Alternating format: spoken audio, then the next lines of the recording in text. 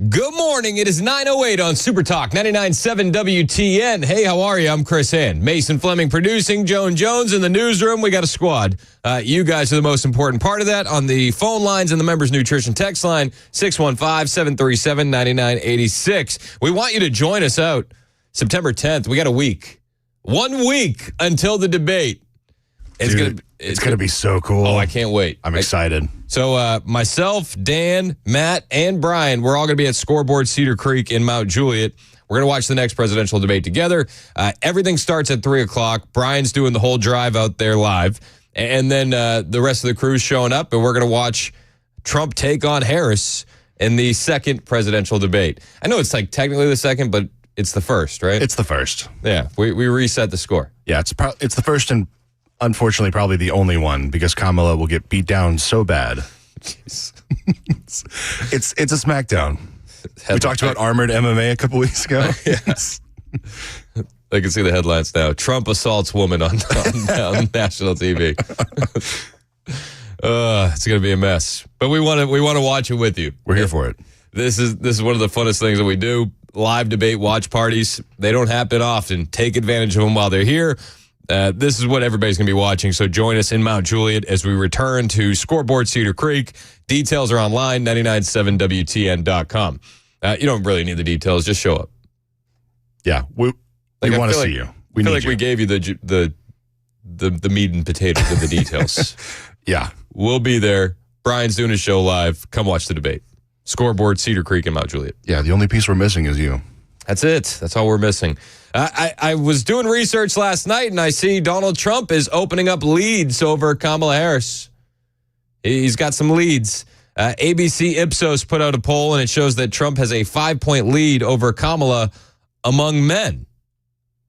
A new poll has found that a majority of men support Donald Trump ahead of the 2024 election, while a majority of women support Kamala Harris. But this is a shift from polling done before the DNC, where Harris did have a slight lead among both demographics. We're seeing nature heal, and it's coming back to reality with a lot of these polls.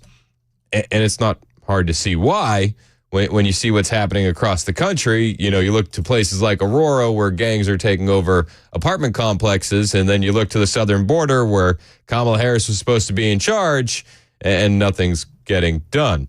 Donald Trump was sitting down with Moms for Liberty and actually talked about the southern border and, you know, the mess that it's become. No city can take in, when you think that 21 million people came into our country, that's bigger than New York.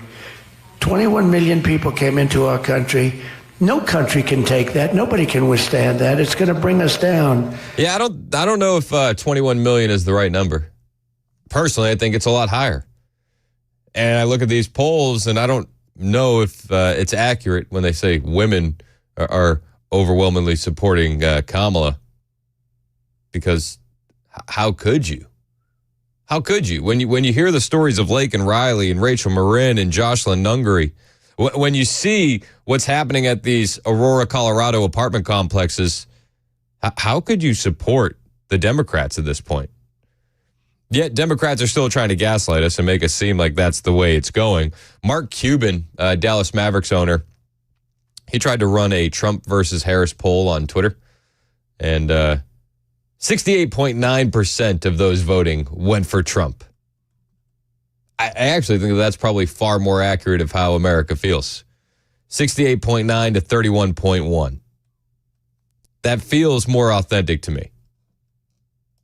But what do I know? Sometimes I do feel like maybe I'm stuck in my own echo chamber. Maybe. But then I see other data that supports my echo chamber. New polls show critical swing state could be flipped with devastating consequences for Kamala Harris and the Democrats. This is from the Daily Mail. Michigan is in play. New polling shows Donald Trump could flip the crucial swing state come November, and that wouldn't shock me one bit.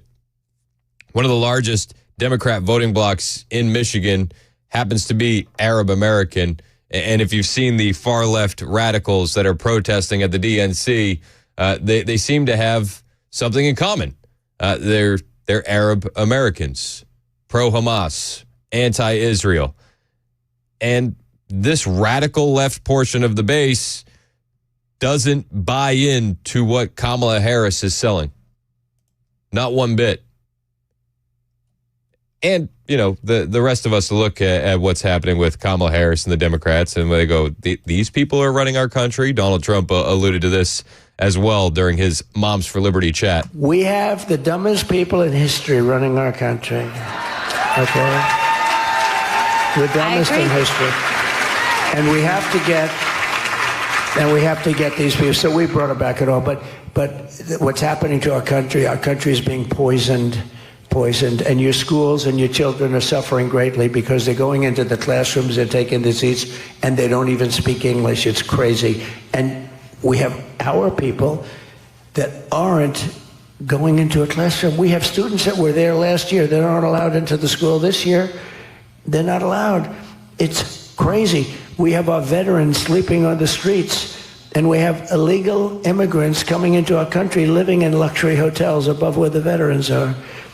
It's so reverse of what it should be. Yeah, it's absolutely backwards. To his point about illegal alien children coming into schools, we've talked with Chris Spencer, who had previously been running for state senate here in Tennessee, unsuccessfully, but he's a good guy, and said, we have this issue all over Middle Tennessee, and these poor teachers are put in a position where they have to do their best, but at the cost of the students. And you look at what's happening with our veterans, homeless veterans on the street, veterans having their place in line be cut by illegal aliens at the VA. It's so backwards where we're at right now.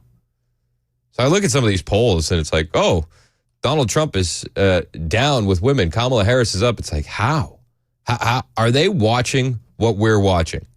Are they seeing the southern border? Do they understand the human trafficking and the sex trafficking that's happening on the southern border? Are they paying attention to what's happening in Aurora, Colorado? I know that there's been gaslighting from Democrats over there, but you can watch the videos for yourself. This is what really blows my mind. The videos are there for everyone to dig into. Are you not seeing that? Or is it because Donald Trump brings it up that you're just putting your fingers in your ears? And you see what's going on in Colorado. I don't know if anybody got to see Aurora. I mean, they're taking over the city. They're taking over apartment complexes. These are young, very tough people. These are tough. They make our criminals look nice. That's the only thing good about them. Our criminals are like nice people by comparison.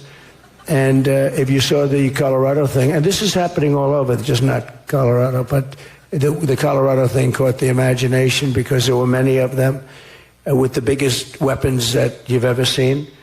And these came from Venezuela, which is emptying out all of its criminals. No, one of the things he said is that it's not just Colorado, and it's no longer just Colorado. In fact, over the weekend in Chicago, a group of 32 armed Venezuelans took over an apartment building. Listen to this 911 call. Unison 3, I'm citywide person with a gun, 6124 South King Drive. Caller says 32 Venezuelans are trespassing the building, showing guns in the courtyard, and they have motorcycles in the courtyard as well. All they're filled. Nothing further is unclear. 32 Venezuelans are in the courtyard. They have motorcycles. They have firearms, and they're in the stairwells. Stairwells are filled with Venezuelan gangs. Nothing to see here, right? No big deal. Insanity. Hey, I'm sorry. Are you headed over to the shop center or to the 6124 on King for the migrants? On King Drive. All right, 10-4. There's another available unit to arrive at 310. We had multiple calls. First with the gun, 6124 South King. Also came over to disturbance large gathering. Said to be 32 Venezuelans trespassing in the building property, showing guns in the courtyard. They have motorcycles in the courtyard. 32 Venezuelans trespassing. That seems like more than trespassing to me. That seems like an all-out assault. Yet Donald Trump is down in the polls. Sometimes I feel like Hillary Clinton. At this point, how are we not up 50 points? Honestly. How? You watch what's happening. You're paying attention. And then the media either ignores it or they gaslight against it. It's insane. Absolutely insane. Now, the American public understand what's going on to a large degree, and Trump has opened up a lead in the betting odds after being locked in a dead heat with Harris. The former president leads Harris in 4 of the 6 major betting markets. Trump also leads the polling averages in 3 key swing states, and this lead is the highest Trump has had with bookmakers since August 22nd. I guess the DNC didn't really do anything to help Kamala get over the hump. The interview with Tim Walz and Dana Bash didn't seem to do much to get Kamala over the hump. In fact, it seems like it's hurting her. Trump has opened up a lead over Kamala in the betting markets after the vice president had been gaining momentum. Trump now has a 49.7% chance of winning, leading Harris by just about a percentage point, according to Real Clear Polling, which aggregates half a dozen gambling sources on the election. It's Trump's first lead in the betting odds since August 22nd and comes despite polling that largely backs Harris to take the White House. I think that all of that is going to change come September 10th. All of it is going to change. When Donald Trump can finally hold Harris's feet to the fire on national TV for everyone to see, everything's going to change again, just like it did with Joe Biden. Remember how they were gaslighting us? Joe's sharp as a tack. He's running circles around his staffers. And then the American people were faced with the reality of who Joe Biden is currently. We were faced with the reality of who Joe Biden is over the weekend. He was campaigning with Kamala Harris in Pennsylvania. I'll bring you that audio. He's not doing good. He's not doing good. I'll play you what Joe had to say, as well as Kamala Harris on the way. It's 9:20 on Super Talk 99.7 WTN. My name is Chris Hand. We talk a lot about the craziness happening across the country in Aurora, Colorado, and all these different places. But at the end of the day, your security and your safety is going to be your responsibility. So where do you get started? I recommend the Glock store. The guys at the Glock store have it all. It's the best place to buy a Glock. Every Glock is in stock. It's the best place to train. That's where I do my training. Every session is a private lesson in a private shooting room. They don't have lane ranges. It's not their style. It's not what they do. One of the things they do now, though, is they throw parties. I don't know if you've heard of this, but depending on what kind of party you want, they can tailor it to your exact needs, whether it's a retirement celebration or a birthday party, or maybe you just need something for corporate team building. You should do it at the Glock store. My guys at the Glock store will take care of you. Just give them a call. They'll help you with everything you need. Ain't no party like a Glock store party. Minutes from the airport, worth the drive from anywhere.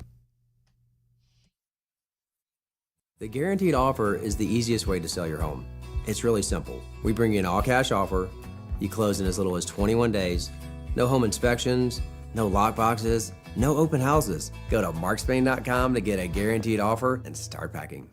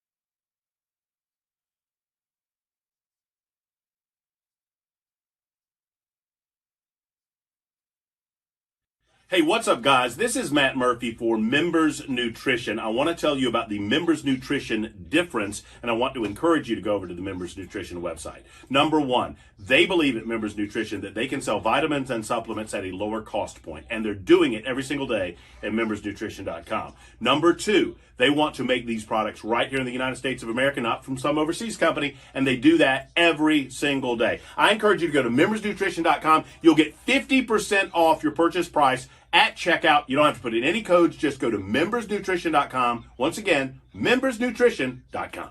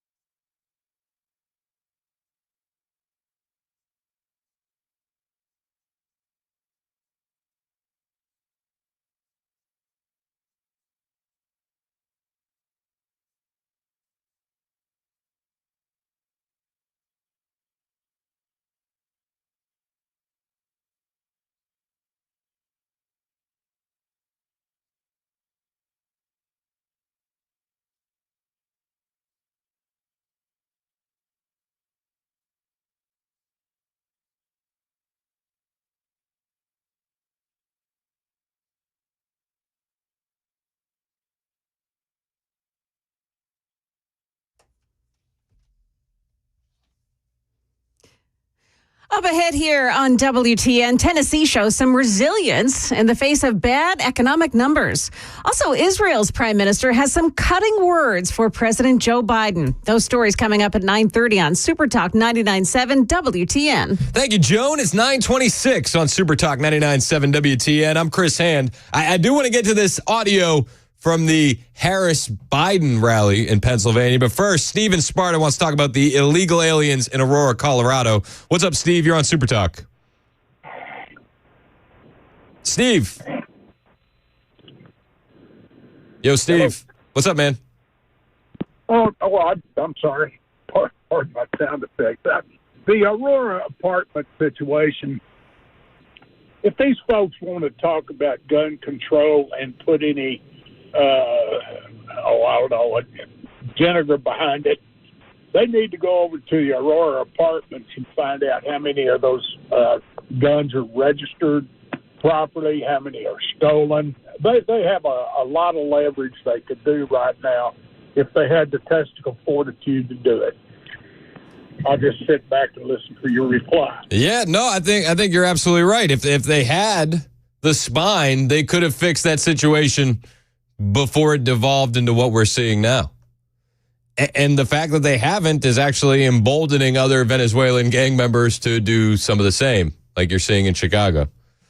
Don't worry though. We have fearless leaders. Fearless leaders. I mean, that's a joke. You know it's a joke. They've spent more time attacking Donald Trump over the audacity to go to Arlington Cemetery at the invitation of Gold Star families than they've done, protecting American citizens.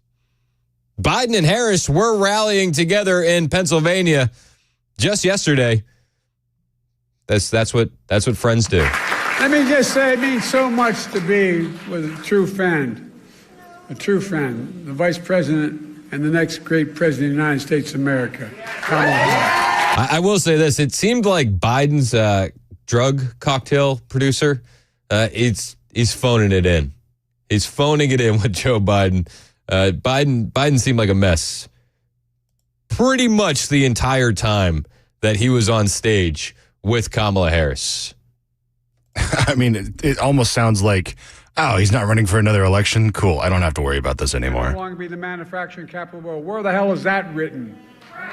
We are the greatest manufacturing city or county in the world, state in the world, in the world. We're going to remain that way. Eric Dean of the Iron Workers, Tim Driscoll, a bricklayer, April Bell of the SEIU. Lee Saunders of Ashman, and a great friend. Where are you? He's just slurring. And Jimmy Williams of the Painters Allied Trades and his dad. His dad is a really good man. Mike Coleman, a sheet metal worker. I felt bad. I felt bad watching Joe have to go through this. It's really bad. And there's only about a couple hundred people in attendance in this Pennsylvania rally. It looked like such a small room, and Joe was not at his best. But I'll bring you more from Joe Biden as well as Kamala Harris in Pennsylvania, a must-win state for the Democrats, after the news with Joan Jones on Super Talk 99.7 WTN.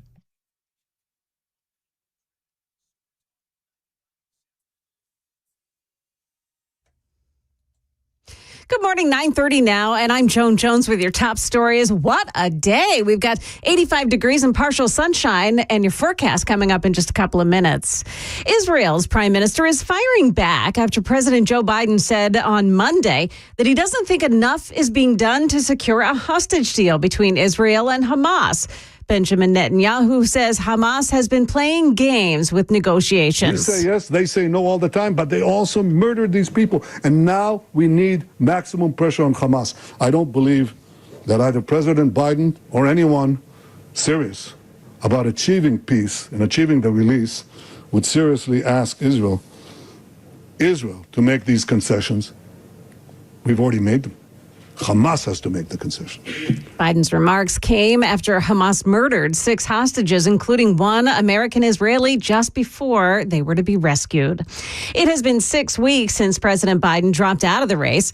Now he's preparing to be a top surrogate for Vice President Kamala Harris, just as former President Trump works on his line of attacks. ABC News political director Rick Klein. The election is about personal favorability or trust of the candidates. It now looks like Harris has the edge.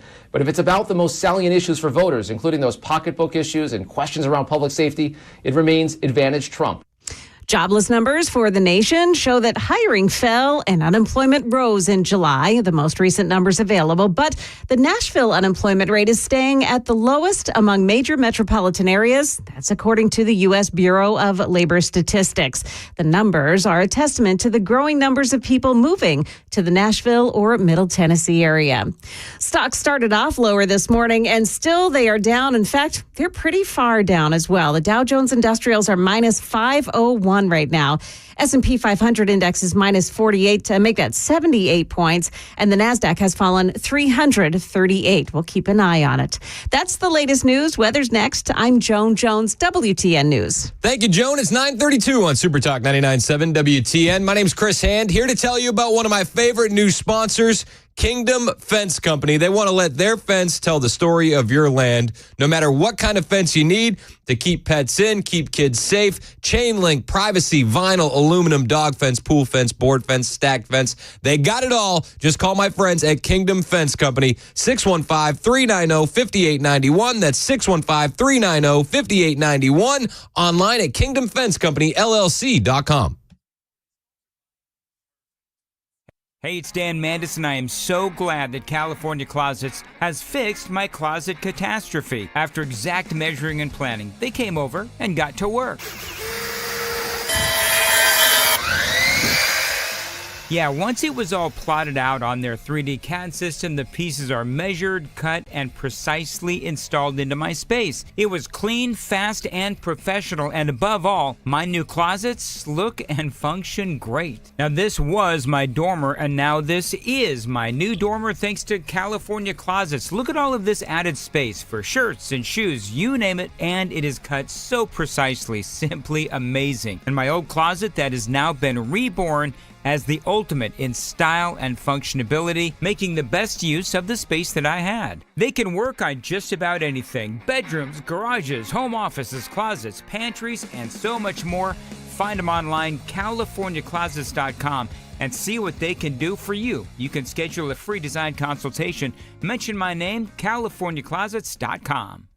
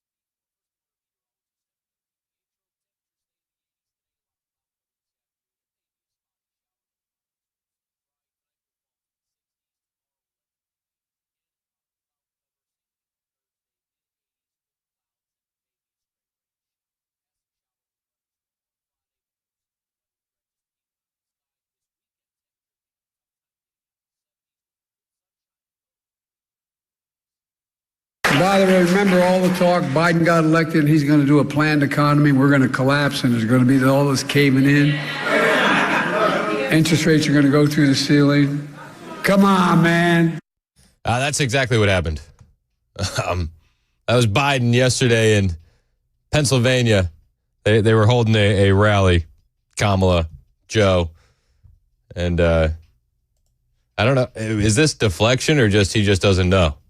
Can somebody tell him? By the way, remember all the talk, Biden got elected and he's going to do a planned economy. We're going to collapse and there's going to be all this caving in.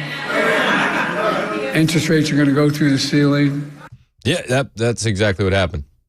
It's Super Talk 99.7 WTN. My name is Chris Hand. Remember that? Remember that? Interest rates are going to go through the ceiling. I do. Come on, man. Okay. Come on, man. If you say that, does it make it any less true? I don't know. Bingo. Joe wasn't doing his best. I think this might be the last time we see Joe at a rally. That's not even the worst of it. You ever heard of Molly Maguire? I hadn't, but Joe enlightened us.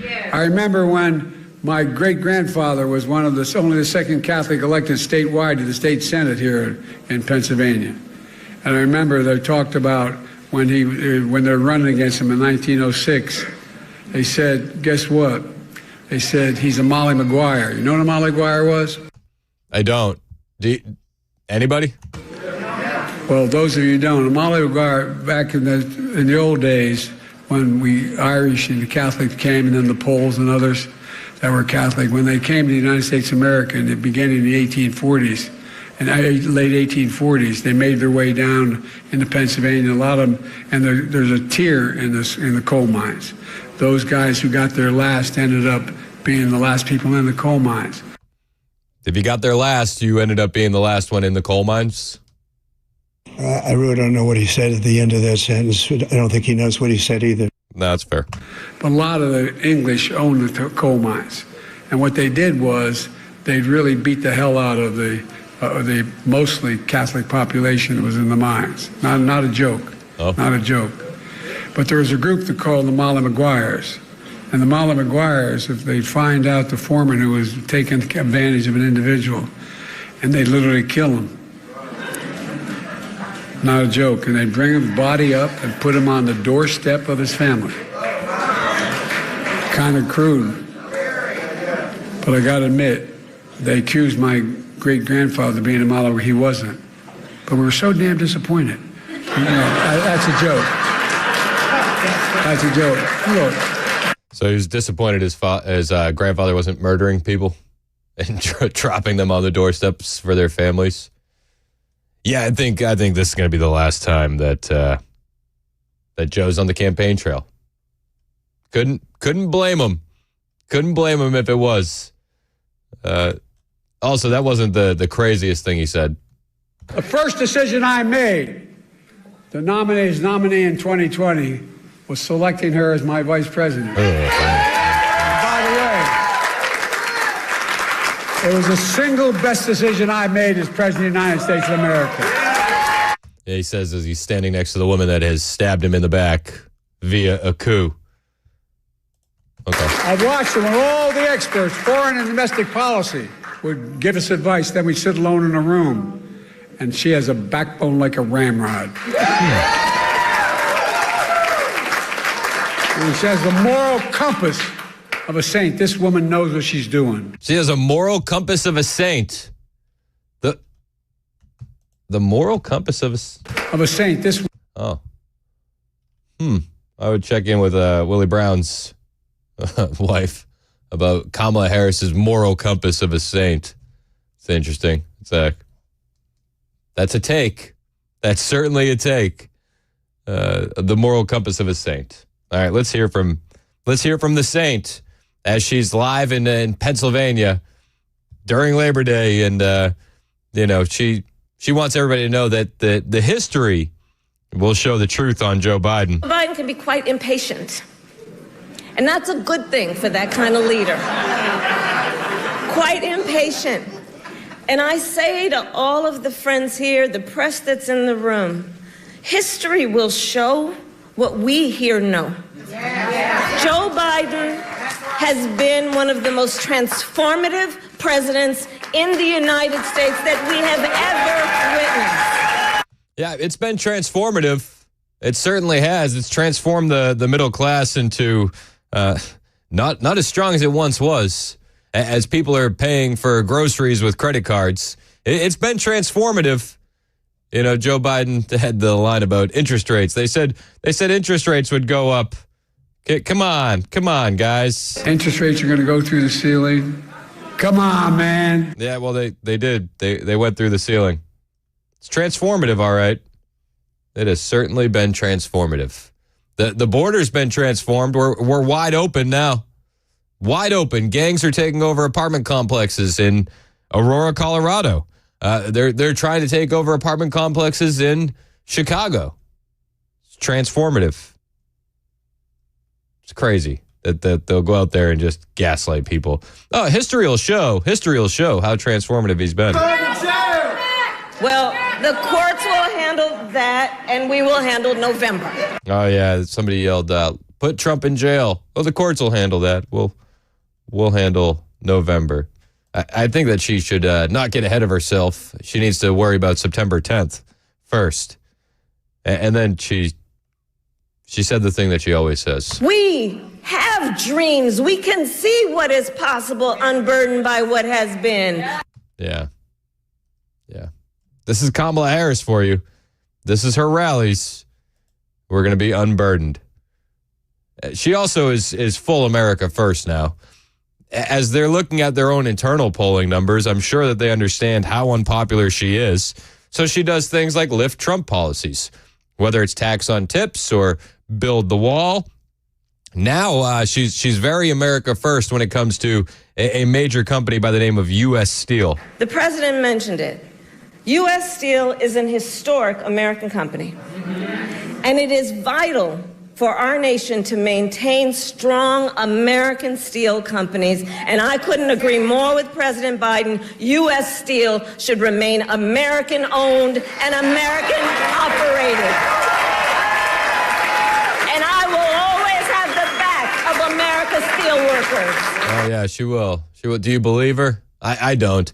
It's funny that she says this now about U.S. Steel. Trump has been saying this since January. So is this just another Trump line that she's lifted? I think so. She's all about the opportunity economy. We see and know and fight for a future where every person has the opportunity not just to get by, but to get ahead. And so we will continue to build what I call an opportunity economy so that every American has an opportunity to buy a home or start a business or build intergenerational wealth and have a future that matches their dreams and ambitions and aspirations. You know, I made the comment on Friday. She's always pro-generational wealth in these speeches, but she's also anti-rich people. And a super texter cleared it up for me. Thank goodness for the super texters. They said, no, she wants people to grow that wealth so then she can tax it. That tracks. As of right now, though, Kamala Harris is in a worse position in terms of her polling numbers stacked up against Donald Trump than both Joe Biden was in 2020 and Hillary Clinton was in 2016. According to the Real Clear polling average on August 31st, 2024, Harris is leading Trump by 1.8 points in the polls nationally. Without toss-up states, the Electoral College is in Harris's favor by 2 electoral votes as of Saturday. Historically, in both the 16 and 2020 elections, Trump overperformed. Clinton had been leading in the polls in 2016, but Trump pulled away with the win. Although Biden beat Trump in 2020, several swing states came within thousands of votes. But the historic polling averages from Real Clear Politics indicate that when Hillary was up against Trump in August of 2016, at this point, she was up by 4.6 points nationally. Biden, at this point in 2020, was leading Trump by 6.3 points nationally. More than 3 times the amount that Harris is currently leading Trump with on the national Real Clear Politics average. What does it mean? I'm not sure. I like the polls I like. I dislike the ones I feel like are garbage. But I do know that if it's this close and they're pumping up her numbers, they're juicing the stats, it's not going to be good after September 10th. Kamala Harris got no bump from the DNC. She's gotten no bump from the quote-unquote interview. And this historical polling data may bring bad news for Harris because the media has been completely soft on her. In comparison to Trump, where they've been just hammering him over the head every chance they get. You know, the Arlington cemetery hoax is a huge sign of that. They take a non-controversy like Arlington, and they blow it up into something. And honestly, it has just backfired on the Harris campaign dramatically backfired. So you have all this stuff. Trump shouldn't have brought a photographer. There was some sort of altercation, and everybody's saying that he's using it to politic. Everybody, that is, except for the Gold Star families who invited Donald Trump to be there and have since rallied behind him. Stuff like this can't help Kamala's poll numbers at all when you hear from the Gold Star families that invited Donald Trump to Arlington. Vice President Harris. Vice President Harris. Vice President Harris. My name is Steve Nakui. I'm the father of Lance Corporal Kareem M. Nakui. My name is Jim McCollum. I am the Gold Star father of United States Marine Corps Lance Corporal Riley McCollum. This is Mark Schmitz, Gold Star father of Marine Lance Corporal Jared Schmitz. My name is Darren Hoover, and I'm the Gold Star father of United States Marine Corps Staff Sergeant Taylor Hoover. My daughter-in-law, Sergeant Nicole Leanne G., was killed in the Afghanistan exit at Abbey Gate. Our kids were murdered because of your administration. You are not at Dover for the dignified transfer. At no time have you reached out to me to offer your condolences, to offer thank you for Kareem's sacrifice and service. You have 13 families who have been waiting over 3 years to so much as get a phone call, to so much as hear our kids' names said aloud. You failed for 3 years and 8 months to acknowledge our kids. Where were you and Joe Biden on August 26, 2024? Where were you and Joe Biden? Well, the mainstream media has been going after Donald Trump over this Arlington cemetery hoax. I'll bring you the rest of what the Gold Star families have to say to the media and to Kamala Harris after the break. It's 9:51 on Super Talk 99.7 WTN.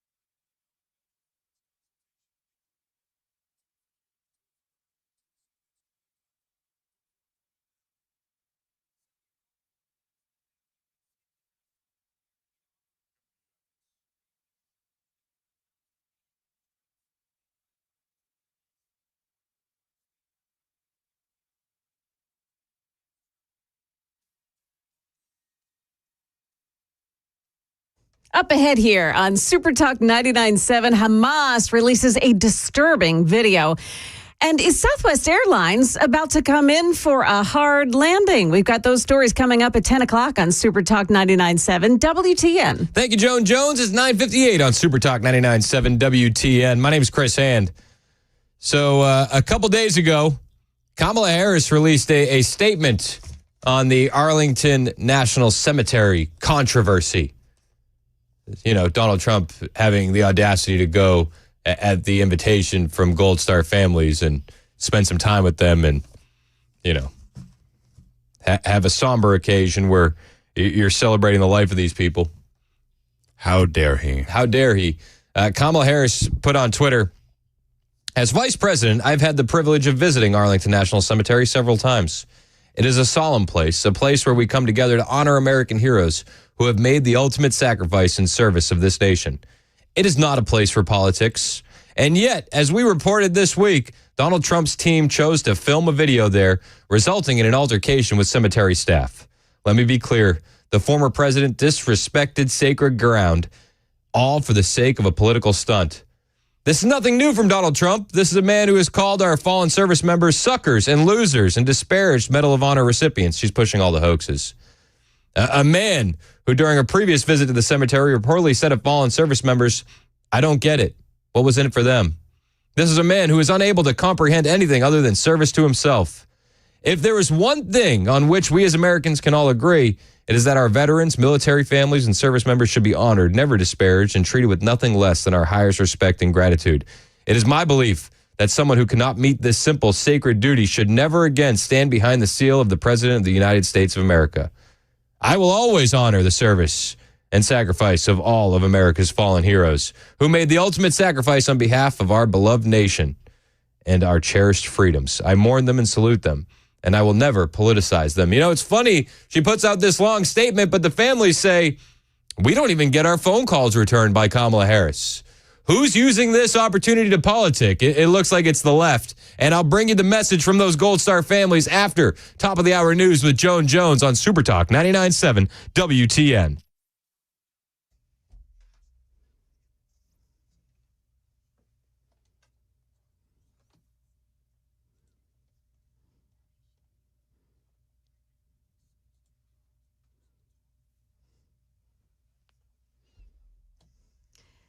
Hello there. It is 10 o'clock, and I am Joan Jones with your top stories. Currently 69 degrees, a little on the cloudy side. We are expecting temps to rise up to 85 today. Your forecast coming up in a couple of minutes.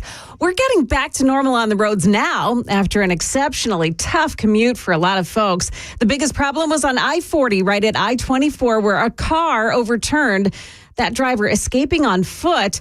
But the driver tried jumping off a bridge and is reportedly being treated for critical injuries now. Another tough spot on I-24 near Briley Parkway. That's where another driver, supposedly under the influence, crashed into a police cruiser. That driver's been arrested.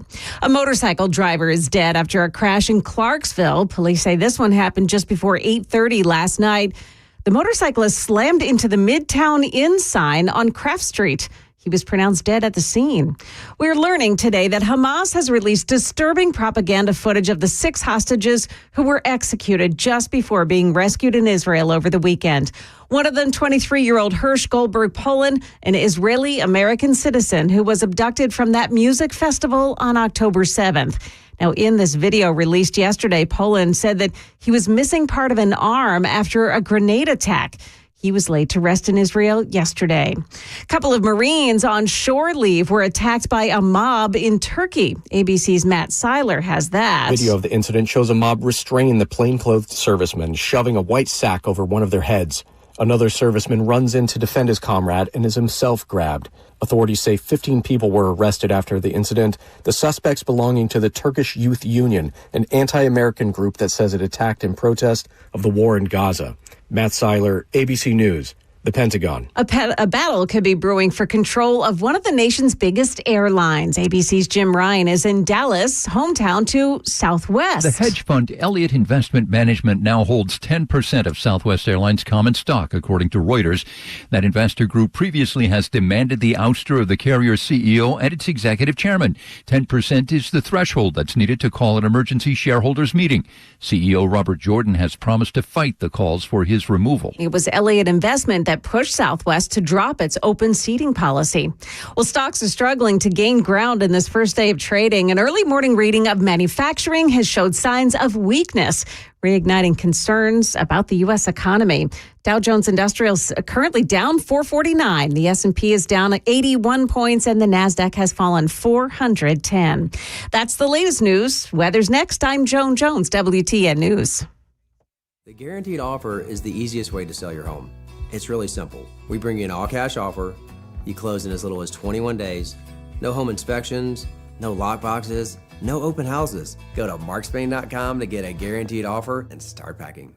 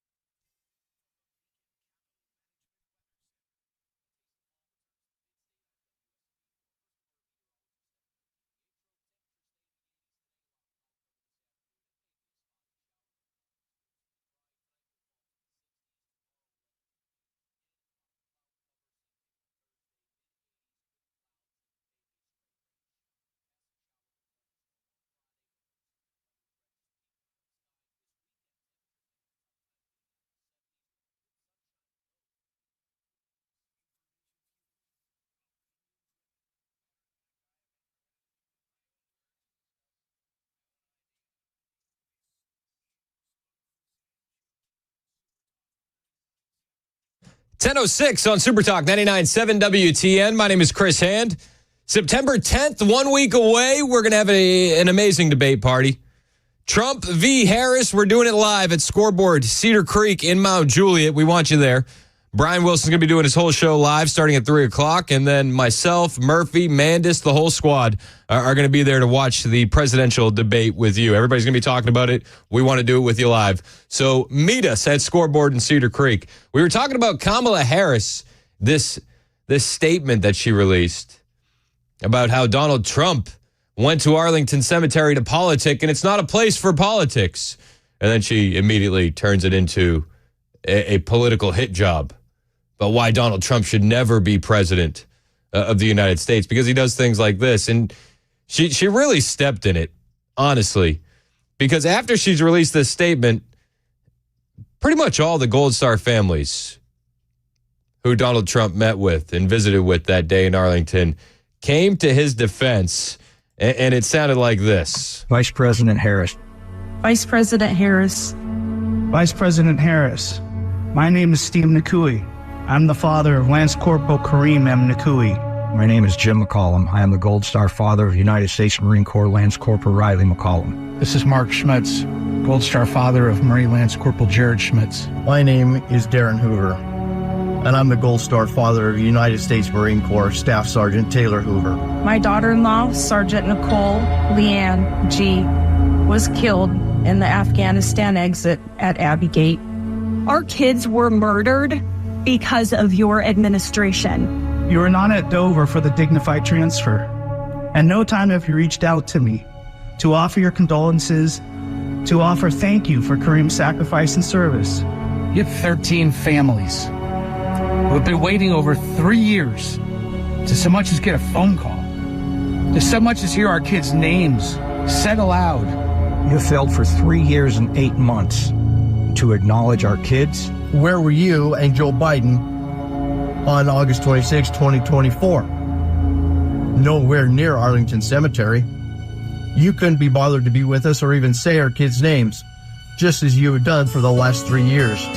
Vice President Harris, I ask you, why won't you return a call and explain to us how you call my daughter-in-law's death a success? President Trump has called. President Trump shows up. President Trump takes the time to hear our loved ones' stories. We invited him to be there.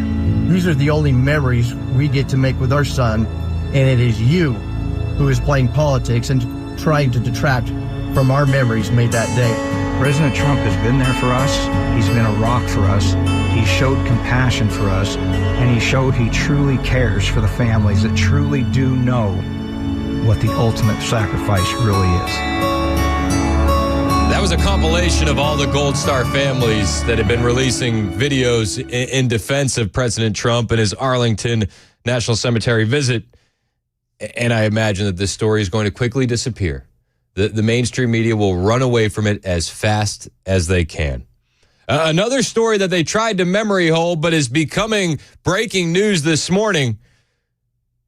Tennessee Star editor-in-chief Michael Patrick Leahy has released 90 pages of writings left by the Covenant school killer Audrey Elizabeth Hale. They're out. TennesseeStar.com has this. The journal was legally obtained by the Star from a source familiar with the investigation in June 2024. It was recovered from Hale's vehicle by officers with the Metro Nashville Police Department, along with a spiral notebook after her attack in March 2023 on the Covenant School, where she murdered 3 9-year-old children and 3 adult staff members before she was killed by MNPD. Now, the Star has published, the Tennessee Star has published some documents in the past, and they've been embroiled in legal battles trying to get this out, and they've just released a bunch. And I recommend you check it out. Michael Patrick Leahy is going to be joining Brian Wilson on The Drive this afternoon at 4:05 to discuss all of this. And in a statement released this morning, Michael Patrick Leahy said, we have had a First Amendment right to publish these documents from the moment we legally obtained them in June of 2024.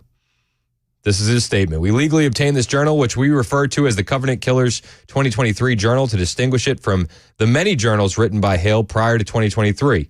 In early June of 2024, a source familiar with the MNPD investigation, we believe it to be authentic.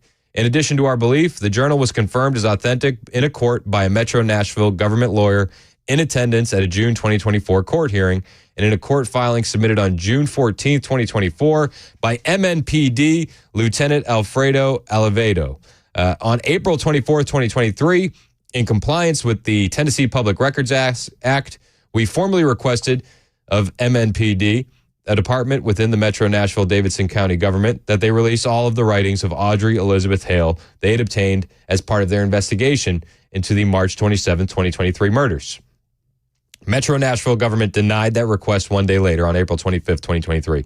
And in May 2023, we filed suit against the Metro Nashville government in Davidson County, Tennessee Chancery Court, to obtain those writings as provided for by the Tennessee Public Records Act. The case was assigned to Judge Aisha Miles.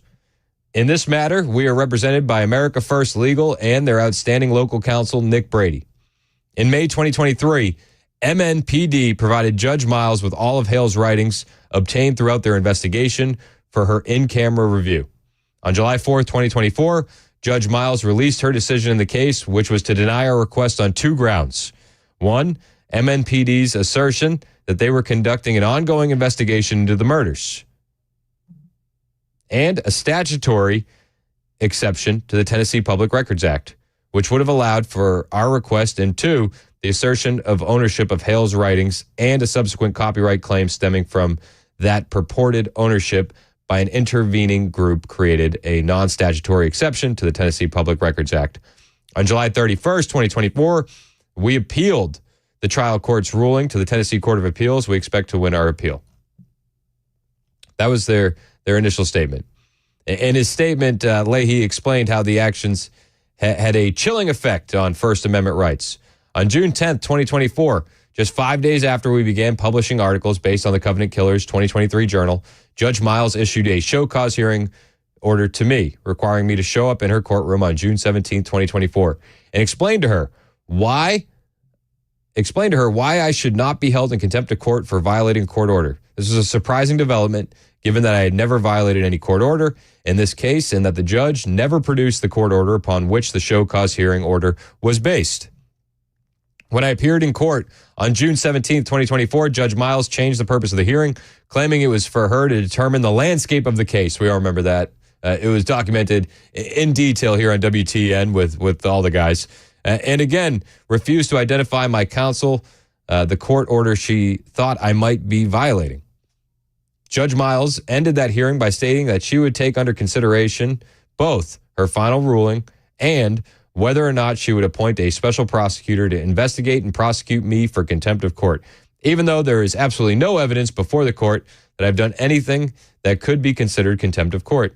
The statement, combined with the June 10th show cause hearing order and the June 17th show cause hearing, have combined to create a chilling effect on my First Amendment rights.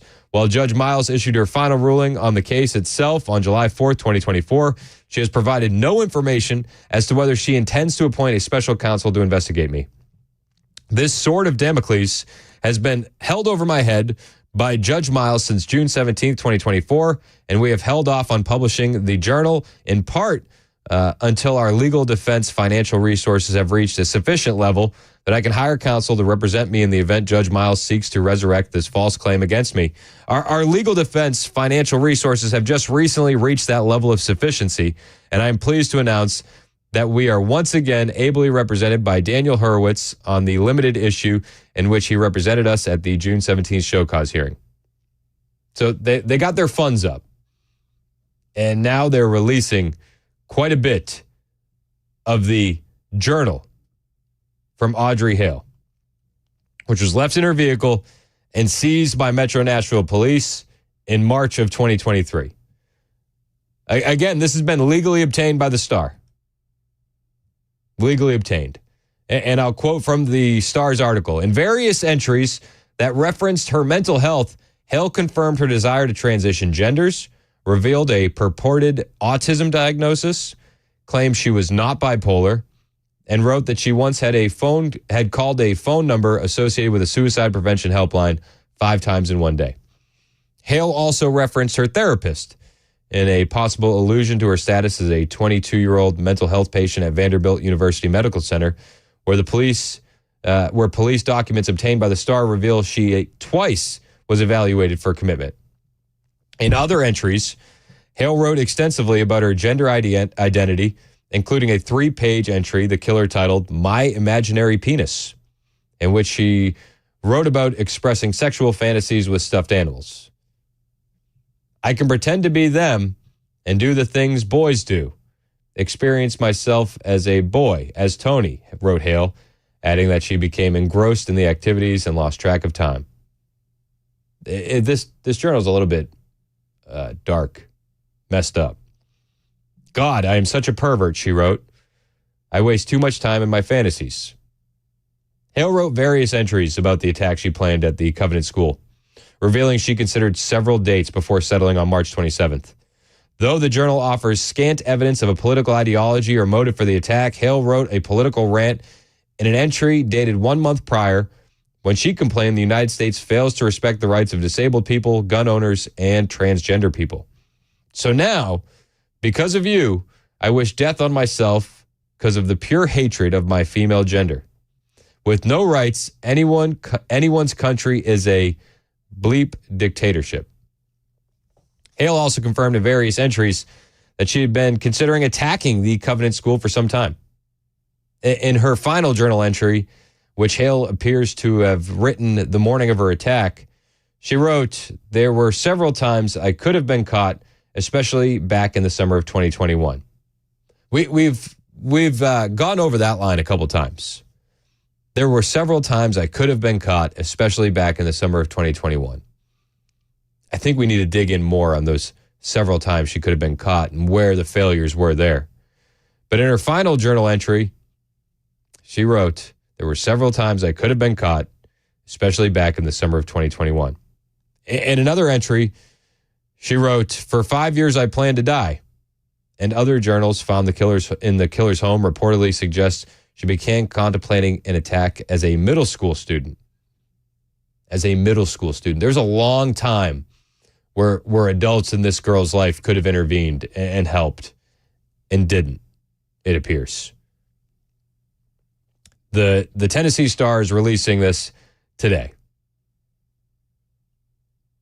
TennesseeStar.com has the entire story. Michael Patrick Leahy will be on with Brian Wilson this afternoon at 4:05, and what's going to be an absolute breakdown of this conversation, of the journal that you definitely want to be here to listen to. It's going to be a conversation that needs to be had. Brian Wilson will have Michael Patrick Leahy on. And as we continue to dig through these documents, we'll have more all day long here on Super Talk 99.7 WTN. On the way, I do want to get back to national politics, and I want to focus in more on Harris at her rallies. One rally had an accent. One rally did not. Detroit, she broke out the black scent. In Pittsburgh, she delivers the exact same line at her rally without the black scent. We'll bring it to you next on Super Talk 99.7 WTN.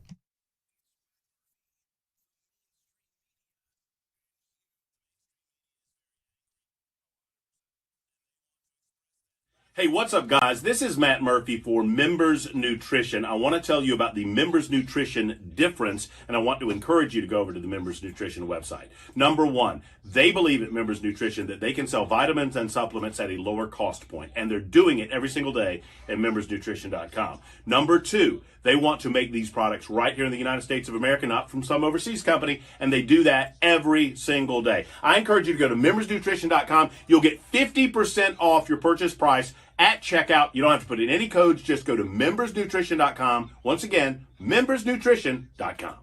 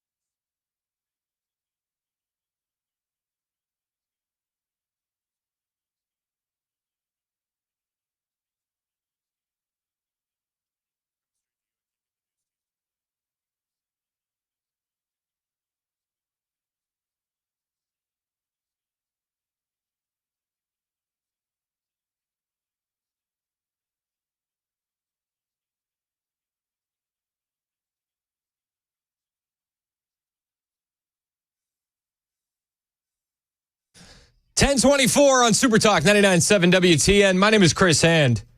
Breaking news today is that the Tennessee Star has released the manifesto of one Audrey Hale in relation to the Covenant shooting. 90 pages released.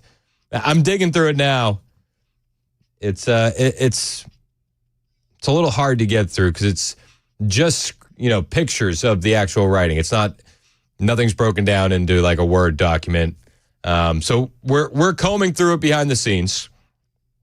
And later on today at 4:05, Michael Patrick Leahy is going to be joining Brian Wilson on The Drive to break it all down. So there's a lot to get through in these 90 pages. A lot. So be on the lookout for that conversation. In the meantime, I did want to address Kamala Harris over the weekend in Pennsylvania. She's rallying with Biden. She's big for the opportunity economy. Opportunities for who, you might ask? I don't know. But there was an interesting thing that happened because she's been all over the place, right? She was in Detroit and she was in Pennsylvania. Now, I want to play you, she just recycles the same speech over and over and over again. That's what she does. She needs the teleprompter there to hold her hand. So listen to this. Listen to the way she delivers this line in Pennsylvania. Thank unions for sick leave. Thank unions for paid family leave. Thank unions for your vacation time. Thank unions. Okay. Thank unions for sick leave. Thank unions for vacation time. Like, okay. Like, whatever. It is what it is. I'm not knocking the line, whatever. That's not what I'm attacking. But she says it one way, right? Now listen to her deliver the exact same line in front of a black audience in Detroit. You better thank a union member for sick leave. You better thank a union member for paid leave. You better thank a union member for vacation time. You notice that she puts on a different face depending on the audience, right? Thank unions for sick leave. Thank unions for paid family leave. You better thank a union member for sick leave. You better thank a union member for paid leave. This is embarrassing for her at this point, is it not? I'm embarrassed for her. I'm embarrassed for her. She looks like she's pandering at hot sauce in the purse levels. That's what it looks like. None of this can help her, right? The DNC didn't help her. This isn't going to help her.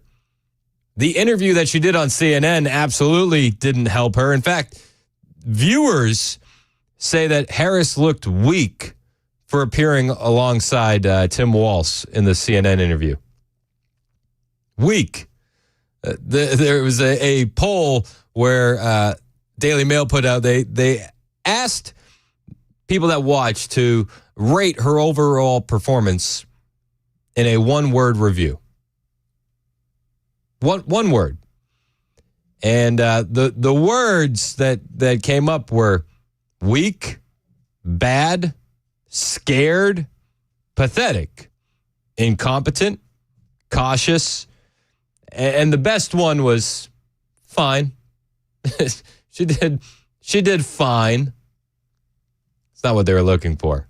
Unimpressed was the overall answer. I think it kind of makes her look bad because I really think she should sit down and have this interview so everyone in the world can see her point of view and where she's coming from, said a 52-year-old female restaurant manager from Texas who plans to vote Harris in November. Another Harris voter from Massachusetts said she was worried that it makes her look as though she's not fit to be president. Not fit to be president. Yeah, it did look that way. The interview didn't seem to do her any favors. The DNC didn't seem to do her any favors, and I don't know if pandering to this extreme. You better thank a union member for sick leave. You better thank a union member for paid leave. I don't know if that's going to do her any favors either. Time will tell, right? Time will tell. And September 10th can't get here soon enough. We are 1 week away from our debate party, Scoreboard in Cedar Creek in Mount Juliet. Brian Wilson's going to be doing a show there live starting at 3 o'clock. The whole squad is going to be there. Myself, Mandis, Murphy, and we want to watch the debate with you. Details are online at 997WTN.com. It's 10:30 on Super Talk 99.7.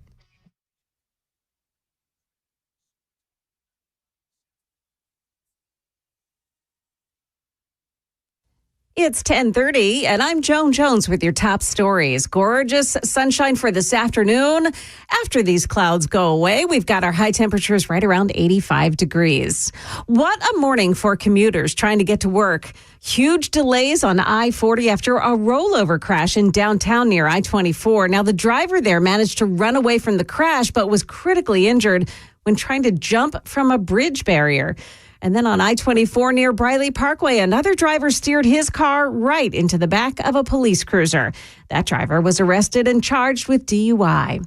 Most of us got some rain over the weekend, but in Gatlinburg, the rain caused flash flooding and wiped out some businesses. I opened in March and then I expanded in June, so I'm fairly new to my location. So it was very heartbreaking to get that call and to walk in and see your whole store covered in mud. I think I'm still numb. I don't think it's fully hit me yet. I think I'm still in shock. The worst of it appears to have hit the Arts and Crafts Village. Some schools have been flooded out, too. A couple of U.S. Marines were roughed up by a group of anti-American men in Turkey. Those Marines were not hurt, but a group called the Turkish Youth Union posted a video of the assault on social media. Here's Martha Raddatz. Local police and some other Marines nearby quickly intervened, and the group of attackers was arrested. The Marines were not injured, but taken to the hospital as a precaution, then returned to the ship. The USS Wasp arrived in port on Sunday after taking part in training exercises with Turkish forces. Hey, are you a Costco fan?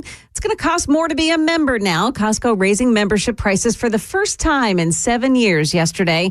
It's now $5 more for the business membership. It's up from $60 to $65 and $10 more for the executive membership. It has gone from $120 a year to $130 a year. That's the latest news. Weather's next. I'm Joan Jones, WTN News.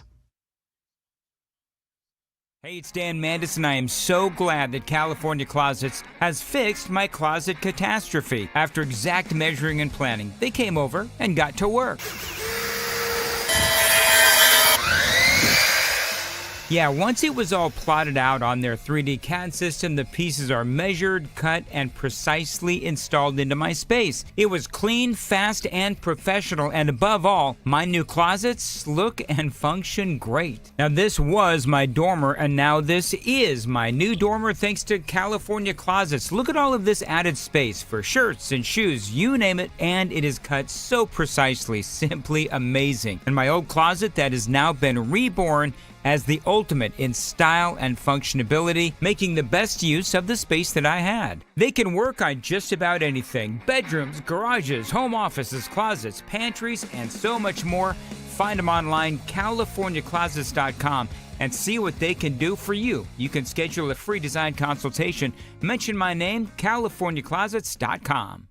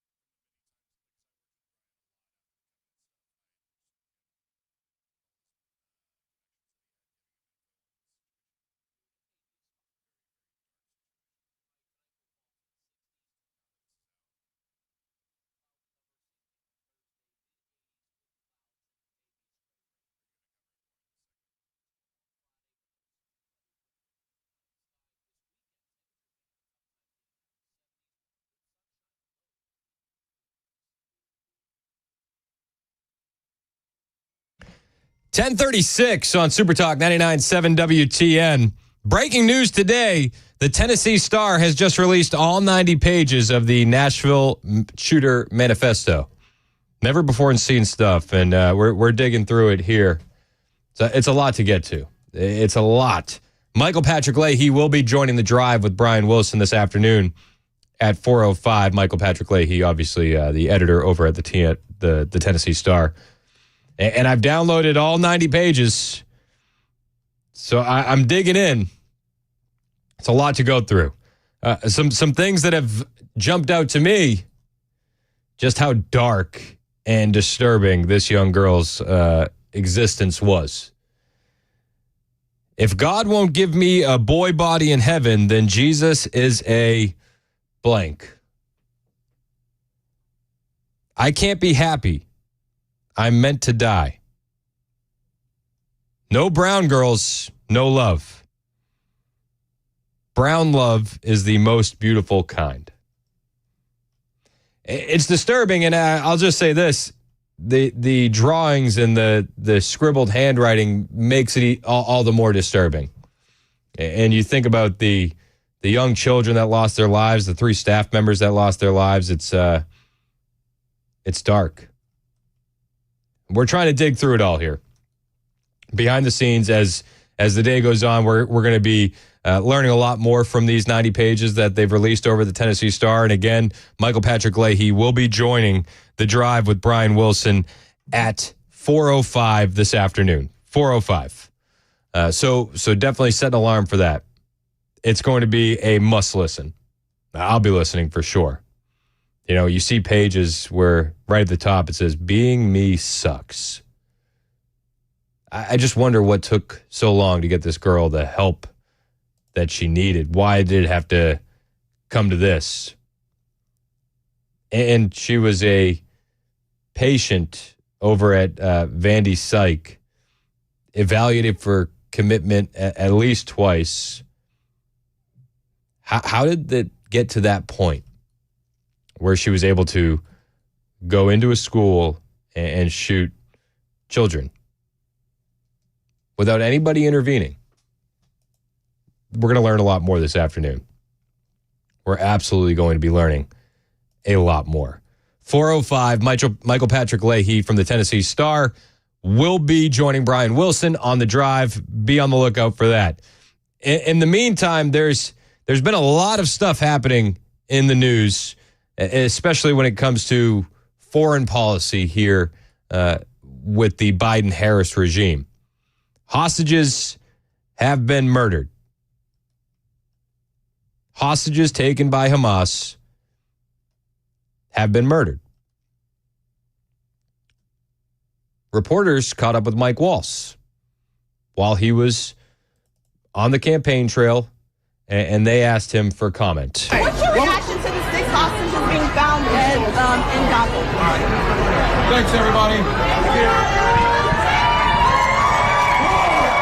Did you catch that? What's your reaction to the 6 hostages being found dead? And he looks at his handler, puts his hand up, waves goodbye, says, "Thanks, everybody." You know, it's funny, though. We actually got more out of Mike Waltz there than we got out of Kamala Harris.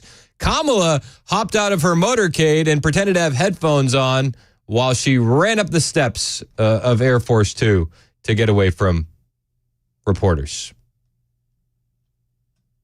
And the press, I mean, the press has been covering this or attempting to cover it.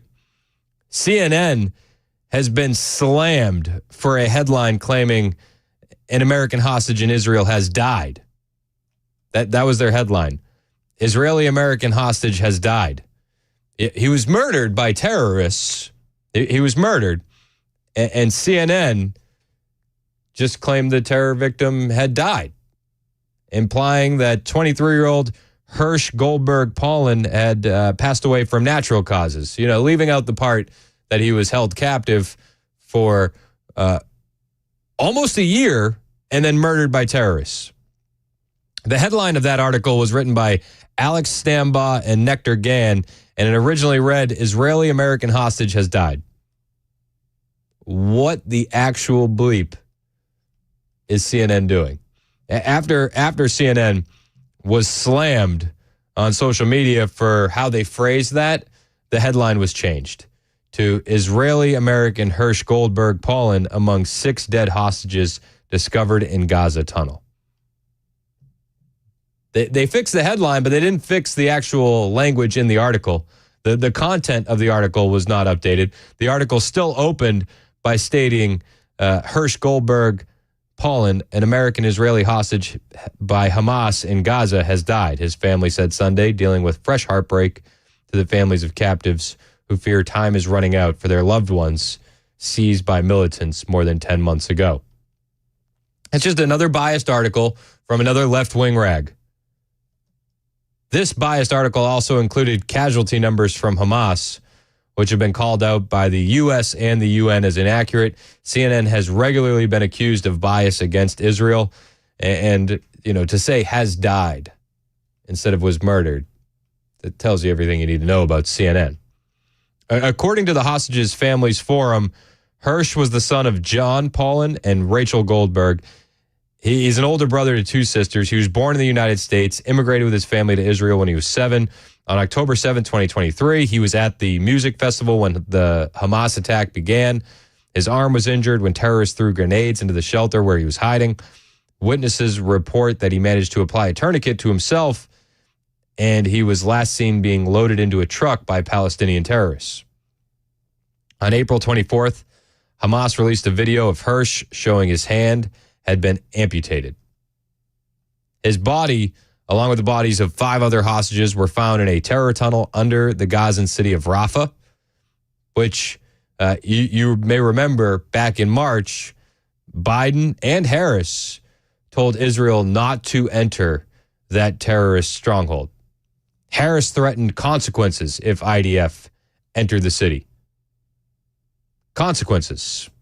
Netanyahu appears to just be flat out ignoring President Biden's warning about an offensive in Rafah. Is that a red line for your administration?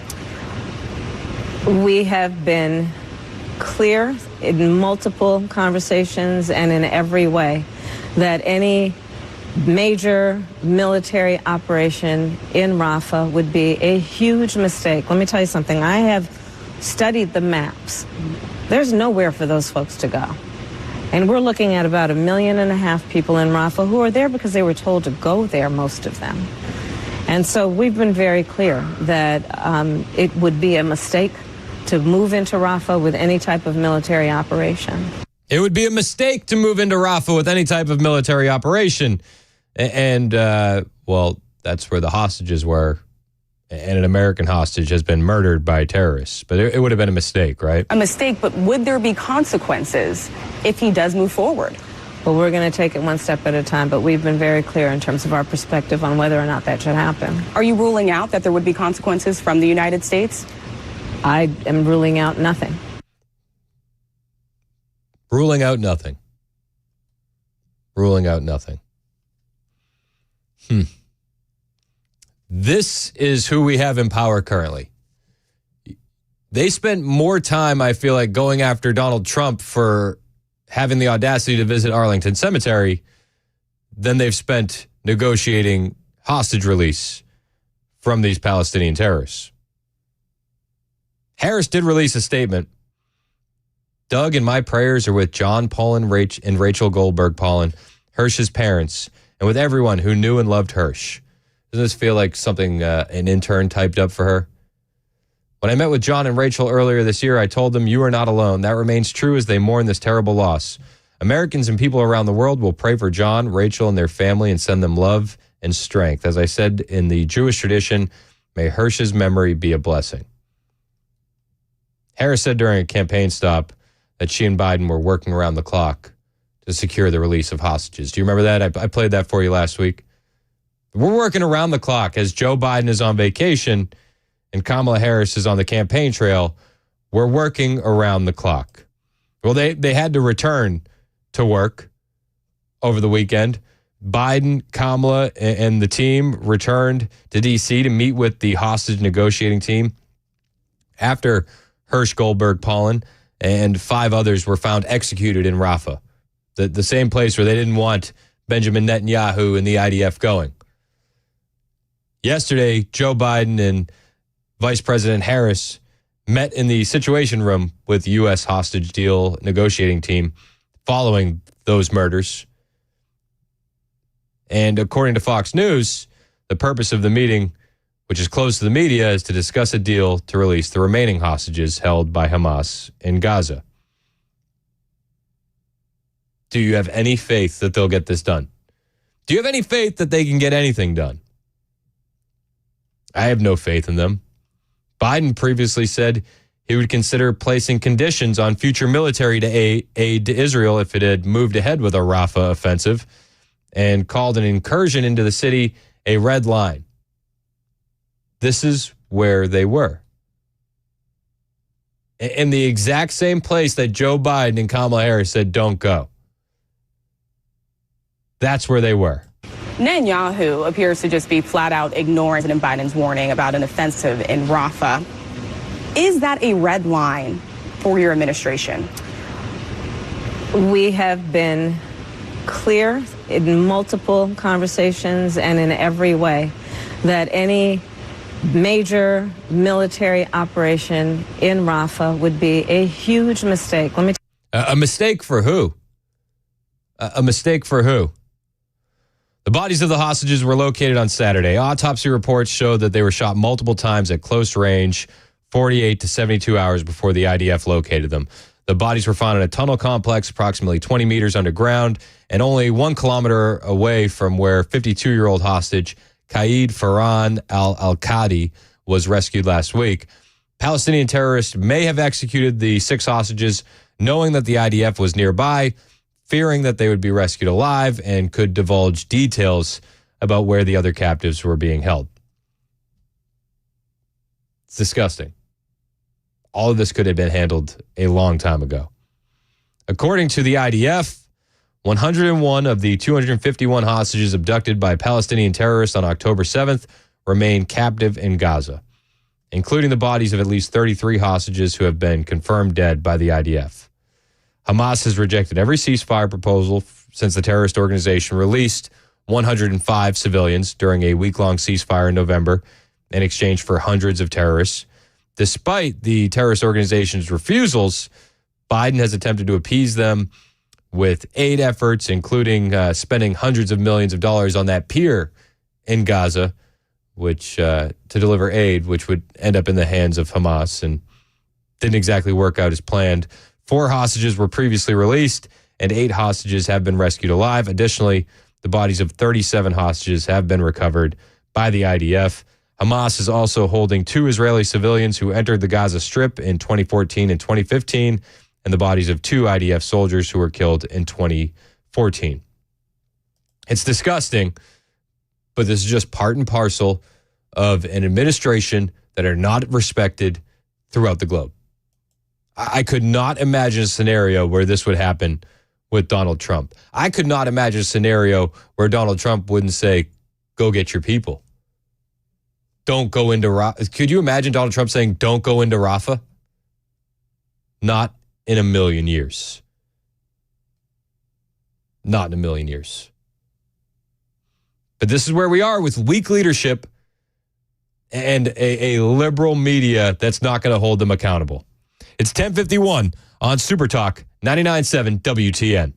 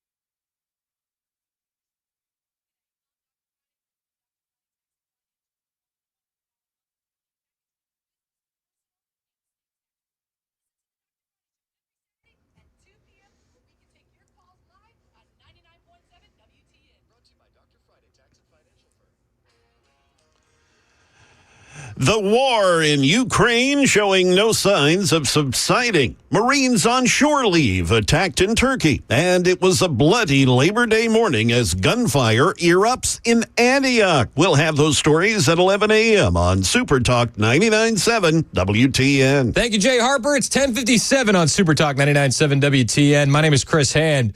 Released today by the Tennessee Star, 90 pages of the Nashville Shooter Manifesto. It's out, and it's available for you to download at TennesseeStar.com. Michael Patrick Leahy, the editor of the Tennessee Star, is going to be joining Brian Wilson on the drive today at 4:05. Be on the lookout for that. As I'm digging through this, it's dark, man. It's dark. I found myself on this one page where it says, Dad problems. Turn the other way like I'm not here. I'm right here. I hate when my dad loves on the cats, not me. Then there's a curse word. He never once loved me for years. Maybe like ever. As a child, maybe. I hate his old cranky man existence. All cranky, good for nothing, mentally ill men should die. They're all useless pieces of blank. Waste of life, waste of time, waste of human population. Dad just takes up space for all I know. It's insane to read. It's insane to read. There's another page. Society and politics are scum in this world. Nature should wipe clean. Oh, no way. Nature should wipe it clean. There's page after page of just the ramblings of what was a mad woman. My death will mean nothing. I am useless and meaningless to society. I am of no society, and I hate society because society ignores me. I am a queer. I am meant to die. The ramblings of Audrey Hale, the Covenant shooter, have been released by the Tennessee Star. TennesseeStar.com if you want to download the 90 pages. I've downloaded them. We're digging through as the day goes along. And again, at 4:05 today, Michael Patrick Leahy will be joining Brian Wilson on the drive to break down his takeaways from these manifestos. It's tough to get through. There's a lot to get through, but we'll break it all down for you today on Super Talk 99.7 WTN. On the way, I do want to bring you some more audio of Trump during his Moms for Liberty sit-down. It was Trump being Trump, and we'll have it for you next on Super Talk 99.7 WTN.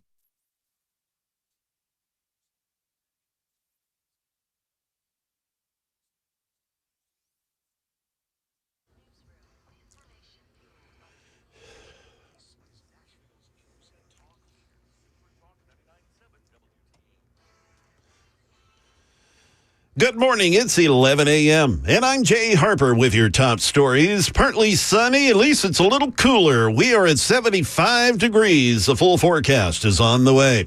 At least 47 people have died and more than 200 hurt in a deadly airstrike in eastern Ukraine. The strike hitting a hospital and college, and Ukrainian forces say it was the work of Russian ballistic missiles. We hear now from ABC's Patrick Reevell, who says a rescue operation is ongoing. President Zelensky has said that 2 Russian ballistic missiles hit this military college in Poltava, the College of Telecommunications.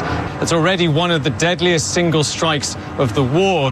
Now in Turkey, 2 U.S. Marines who were at a Turkish port in plain clothes attacked by an anti-American group. No one was seriously injured in the attack, but the group posting video of the assault on social media. More from Martha Raddatz. A NATO ally attacked by a group of nationalists, the mob placing what looked like a bag over the head of one of the young Marines, while another Marine jumped in to help and was assaulted as well. All the while, the attackers yelling in English, "Yankee, go home," over and over. Members of the group, who call themselves the Turkish Youth Union, were arrested. Back here in Middle Tennessee, a bloody Labor Day morning in Antioch after multiple people were injured in a shooting at an Antioch nightclub. The shooting reported Monday about 3 in the morning at Sky Bar Lounge in Antioch. Metro Nashville police arrived on the scene to find 2 victims who were then transported to Vanderbilt University Medical Center with non-life-threatening injuries. A third shooting victim was found less than 10 minutes later in her vehicle. She was transported to the hospital and is in stable condition. 2 more victims with gunshot wounds arrived at the emergency room of TriStar Southern Hills Medical Center with injuries believed to be related to the shooting. The motive and those responsible for the gunfire remain unknown. That is the latest news. Weather is next. I'm Jay Harper, WTN News. The guaranteed offer is the easiest way to sell your home. It's really simple. We bring you an all-cash offer. You close in as little as 21 days. No home inspections, no lockboxes, no open houses. Go to markspain.com to get a guaranteed offer and start packing.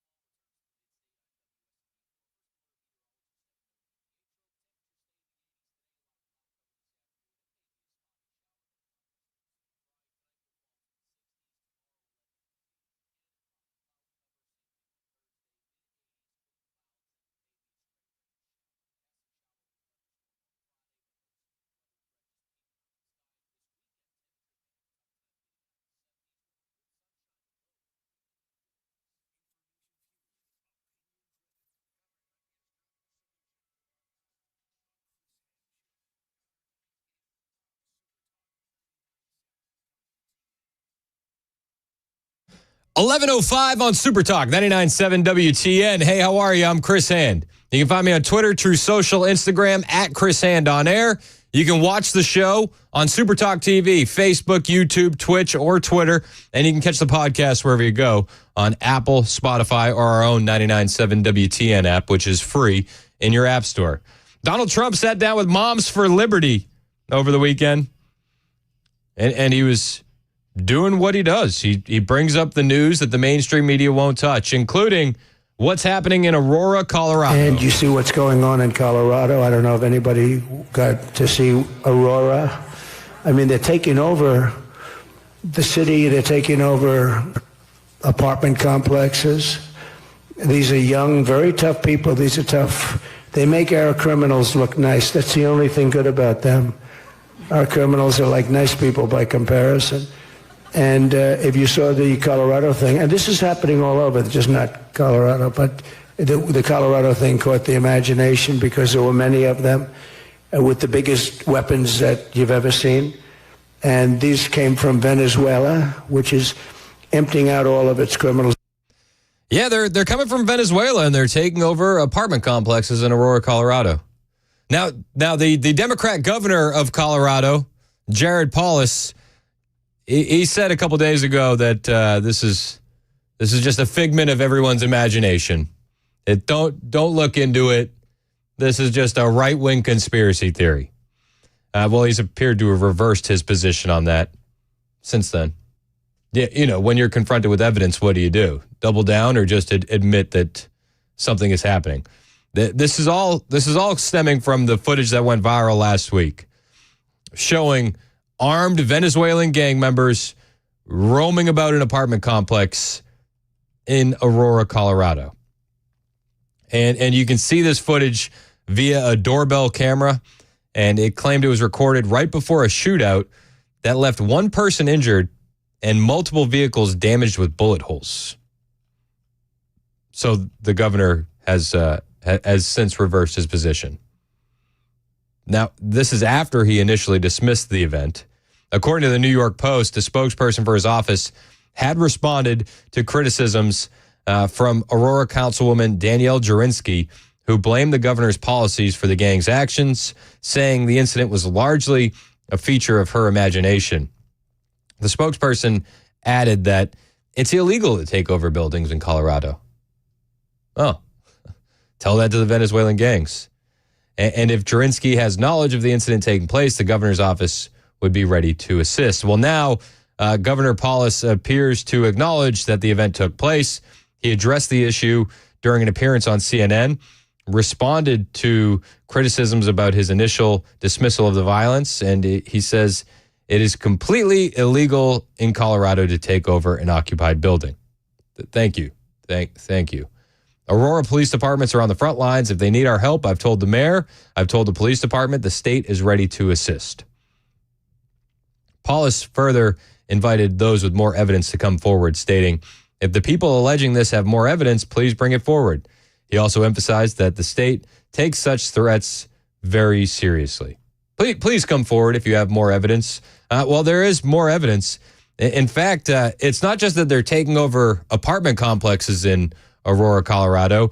These Venezuelan gangs are actually extorting homeless people in Denver for protection money. A Reddit user from Denver, Colorado has alleged on a subreddit that the Venezuelan gang members have taken control of public territory in the city and are extorting the homeless for protection money. These public areas are ones on which homeless Coloradans have set up camps. Venezuelan gangs took over our encampment, and now we have to pay them rent to stay here, the user claimed in a post reported by Andy No. They are making us pay rent to stay in our own camp. They say it's for protection. Protection from who? I don't know. Well, protection from them. Protection from them. The post got mixed responses from other users, with some advising the homeless people to pay the rent for their safety, while others suggesting they relocate immediately to avoid the violence. Colorado is falling fast. Is this the kind of evidence the governor is looking for? It's there if you look. They don't want to look. They'd rather continue descending into New York status. In New York City, the migrants flooding in it's becoming just uncontrollable. In Midtown in New York, illegal aliens make up 75% of the arrests. 75% of the arrests in Midtown in New York are illegal aliens. This is from the New York Post. Jefferson Maldonado, a 31-year-old migrant from Ecuador, has been arrested in New York City 5 times since arriving in the U.S. earlier this year. His latest bust was for stealing a pair of pants and a beer from the Target near Herald Square. Asked why he committed the crime, the migrant thief said, I wanted to change my clothes and think. I wanted to sit down and think about life, about what to do, because this is not a normal world. He was just one of 5 illegal aliens in a Manhattan courtroom for arraignment one night last week. Across New York, recently arrived illegal aliens are flooding the criminal justice system at far higher rates than the public officials want to acknowledge. Police sources within the New York Post have a staggering estimate that as many as 75% of the people they've been arresting in Midtown Manhattan in recent months for crimes like, assault, robbery, domestic violence, 75% of them are illegal aliens. In parts of Queens, the figure is more than 60%, sources their estimate. 75% in Midtown Manhattan, 60% in Queens. On any given day, the New York Post reports, Big Apple criminal court dockets are packed with asylum seekers who have run afoul of the law. Send them home. Send them home. The problem is made worse by sanctuary city laws that mean New York cops aren't allowed to work with ICE on cases in which they believe suspects are in the country illegally. Additionally, the NYPD says it's barred from tracking the immigration status of offenders. So it makes it almost impossible for authorities to get their arms around the problem. And experts and sources on the ground confirm that. The New York City eliminated a tool to get rid of violent criminals. What a mess. Jim Quinn, a veteran former prosecutor at the Queens District Attorney's Office, told the Post, the sanctuary city law is pathetic, it's disgusting, it's crazy. And making matters worse, police sources say word has gotten out in the shelters about the city's lax bail guidelines, meaning the illegal aliens know that they're going to be sent back out on the street quickly after they're arrested. So they understand there's no consequences, and they're not worried about it at all. At all. In Queens, one of the illegal alien shelters has they've coined it as a fight club. These shelters are chaos. Becoming unbearable. It's a teen fight club amid other disturbances. Now that New York City has offered another hotel to illegal aliens, residents in a nearby apartment complex aren't sleeping well due to the chronic fight nights occurring outside the shelter. The tenants at the apartment building located at 911 44th Drive report seeing unaccompanied children hanging out in front of this migrant shelter from 8 p.m. to well past midnight. The kids have nothing better to do than fight, scream, and chase each other around the block. I've seen kids squaring off like it's Fight Club. I've seen them choking each other, said a tenant who says the guards occasionally respond to the mayhem, but they've also seen them do nothing.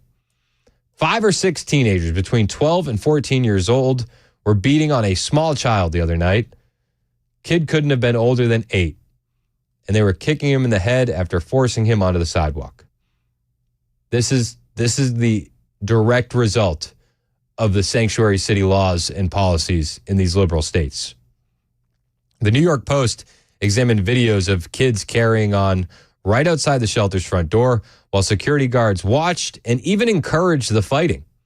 The larger children can be seen ganging up on the smaller ones and beating them up. The noise is like attending a prize fight at a boxing ring, said the residents, who try to block the noise with an air conditioner and earplugs, but to no avail. Because of the way the children scream and shriek, it pierces through everything, one tenant told the New York Post, asking the media outlet for anonymity because he fears a violent response from the illegal aliens next door. Can you imagine that?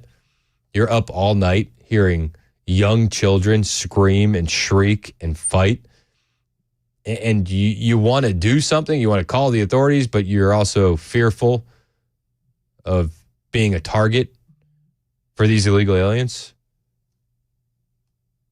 It's crazy. And the city's received hundreds of complaints about this shelter, which is run by the Department of Homeless Services.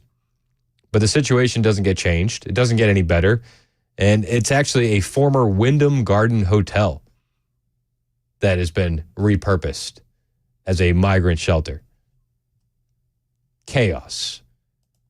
Chaos. But this is Kamala Harris's baby, right? She was the border czar. She had to deal with the root causes. She's not fixing it. She's not fixing it at all. She could have fixed it. They could have done nothing and just sat on their hands and not rescinded all of the Trump-era policies that worked. But they didn't. They bragged about getting rid of the Trump-era policies. They bragged. And we're seeing the fruits of their non-action. It's disgusting. And Kamala Harris, is she going to do another interview sometime soon? Is she going to be asked about Aurora, Colorado? Is she going to be asked about the fights outside of migrant shelters from young children between ages 12 and 14? Is she going to be asked about the missing children? Probably not. Donald Trump predicted that she won't be doing too many more interviews. Apparently, you don't have to take any interviews. That's right. You don't have to do anything. We saw that the other night. And you won't see too many more interviews. And I have a debate coming up with this one. And she didn't want a debate. No, and I look forward to the debate, not from the questions of the moderator, but from the questions from Trump. Like they can plan, they can get questions ahead of time if they want to do something like that. But they're not going to be able to game plan for Trump. And Trump needs to bring up the 300,000 something missing kids from Kamala Harris's border. He needs to bring up Aurora, Colorado. He needs to bring up what's happening outside these migrant shelters under Biden-Harris, and he needs to demand answers from Kamala. Because this could be one of the last chances that we have. She didn't want a debate. They were not happy about it, but they got the network that they wanted. This network is the worst of all. George Slopadopoulos, you know who he is. But they are the worst in terms of that. So they wanted the network. And, it was like with Biden. They came to me, they wanted to do a debate. I said, isn't it a little bit early? Like, we just started. Do you want to do it now? And yes, yes. And they thought that if they said it was going to be Dana Bash, who last night was extremely easy. There was no like, why aren't you doing this? Or why did you say 1,000 times that there'll be no fracking in Pennsylvania and then all of a sudden say, oh, we'll have fracking? It felt like a multiple choice quiz. She would give her like several answers that she could have given. Yeah, they were feeding it to her. I was surprised, actually. I mean, I was surprised she didn't do a lot of interviews, but she's not good at it, I guess. And they knew that. No, she's not good at it. She danced around her questions as best she could. Dana Bash didn't really press her on too much. She's not good at it. They knew something that we didn't know. I think she would have been better off if she just did interviews, even if they weren't great. It would have been better than, because now everyone's watching, and now we see she's defective. She's a defective person. And we don't need another defective person as president of the United States. We just had that. Yeah, we did. We just had it. We're currently living through it, and he would rather spend more time on the beach than dealing with American hostages in Gaza. He'd rather spend more time on the beach than dealing with the illegal alien invasion happening at our southern border. And yet they'll still blame Trump for the border. They'll blame Trump. Trump says, listen, you don't need a bill to close the border. For instance, you can close the border. You don't need a bill. They keep saying, well, just give us a bill. They had the worst bill I've ever seen. It was a disaster. And they wouldn't have signed it anyway, because they do want open borders. They want to have open borders. They want to have all sorts of things that almost nobody in this room wants, who I think 85-90% of the country doesn't want if they actually I absolutely agree with you. Yeah, 85 to 90% of the country doesn't want it. Nancy Pelosi does. Nancy Pelosi was on Real Time with Bill Maher. You're not going to believe what she said. She says the quiet part out loud. I'll play that for you next. Plus, Donald Trump had some advice to other people thinking about running for office. That's on the way as well. It's 11:21 on Super Talk 99.7 WTN. It is September. That means it's back to school time. And one of the best ways to get your year start off right is making sure that your AC and your heating system is working the best way, the Busy Bee way. Now, with Busy Bee Plumbing, Heating, and Cooling, I suggest that you sign up to become a Beehive Club member. That is so much value. It's only $99, and you get 3 annual tune-ups, 1 for your cooling, 1 for your heating, 1 for your plumbing, a 10% discount on all repairs, priority front-of-the-line service, a $100 annual accrued replacement credit with a maximum of $1,000, and no overtime or holiday fees. Again, this is only $99. I'll tell you from personal experience, when my AC went out and I needed to call Busy Bee, that priority front-of-the-line service was so clutch. So call Busy Bee, your Rude Pro partner. Get signed up for a Beehive Club membership today. 615-775-7833. That's 615-775-7833. Online at busybeehvac.com. Hey, what's up, guys? This is Matt Murphy for Members Nutrition. I want to tell you about the Members Nutrition difference, and I want to encourage you to go over to the Members Nutrition website. Number one, they believe at Members Nutrition that they can sell vitamins and supplements at a lower cost point, and they're doing it every single day at membersnutrition.com. Number two, they want to make these products right here in the United States of America, not from some overseas company, and they do that every single day. I encourage you to go to membersnutrition.com. You'll get 50% off your purchase price at checkout. You don't have to put in any codes. Just go to membersnutrition.com. Once again, membersnutrition.com.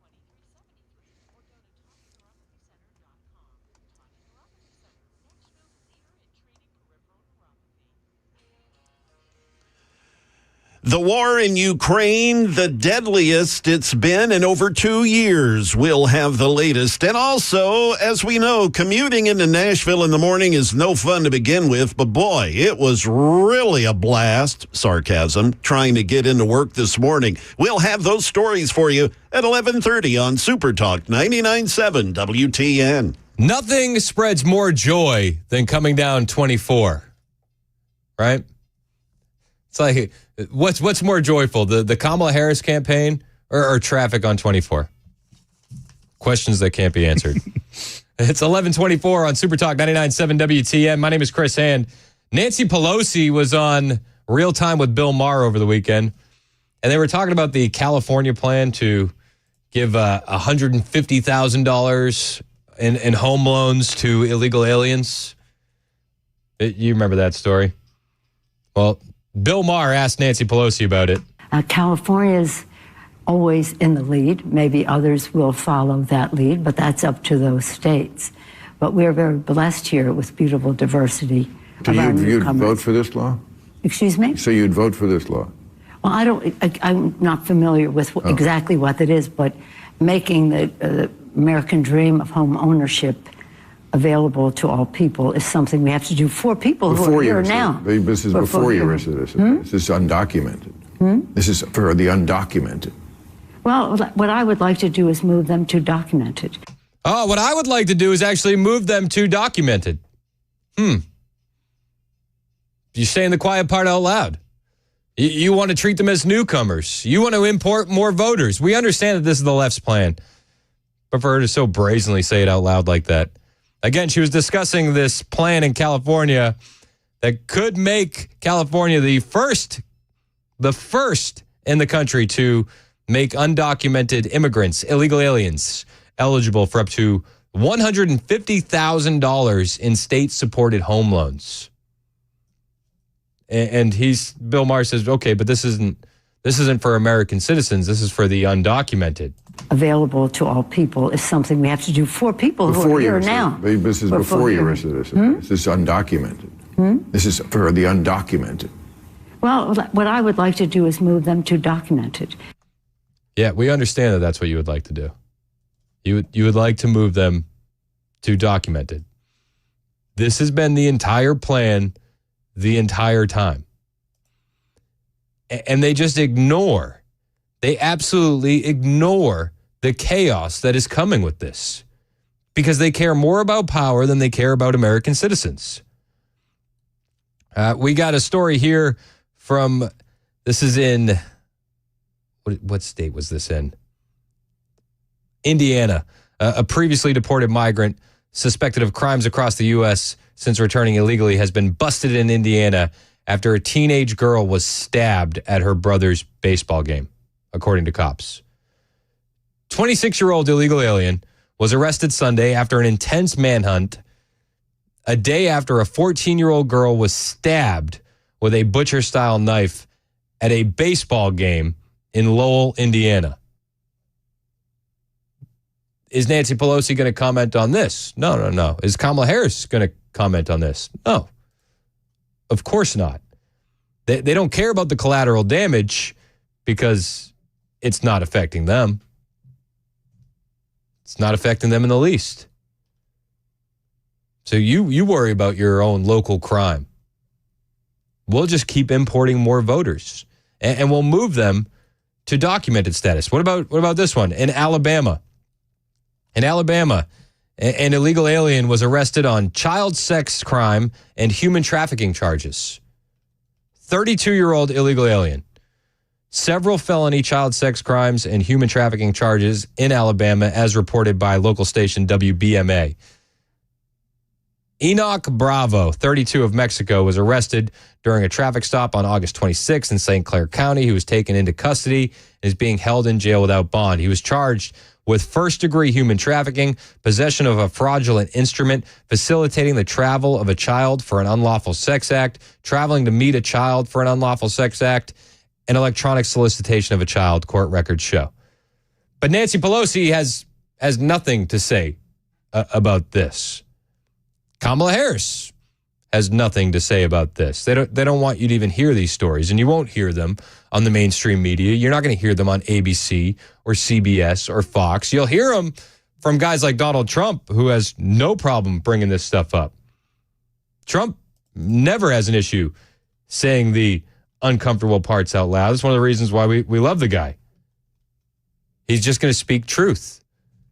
And while he was with Moms for Liberty over the weekend, he was asked, do you have any advice for other people looking to run for office? Did you ever think about running for office at other times in your lives? And then just some advice, because you come under fire a lot. Our moms are standing for things that often the media attacks them on. We'd love to get some advice from you about running for office. Yeah, so I would say don't do it.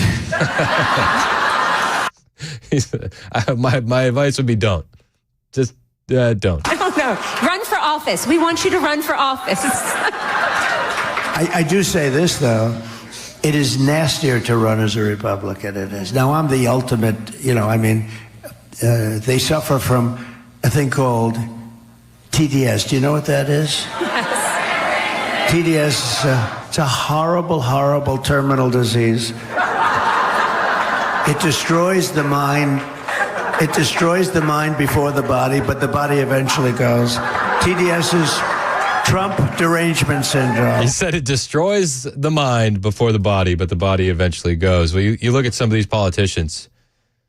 Yeah, the TDS is absolutely affecting their mind. It's 11:30 on Super Talk 99.7 WTN.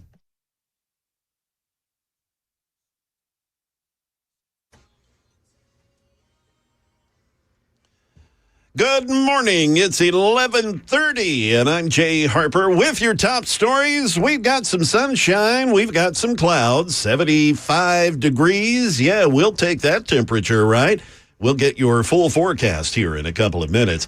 At least 47 people have died and at least 200 hurt in a deadly airstrike in eastern Ukraine. The strike hitting a hospital and a college in the city of Poltava, and Ukrainian forces say it was the work of Russian ballistic missiles.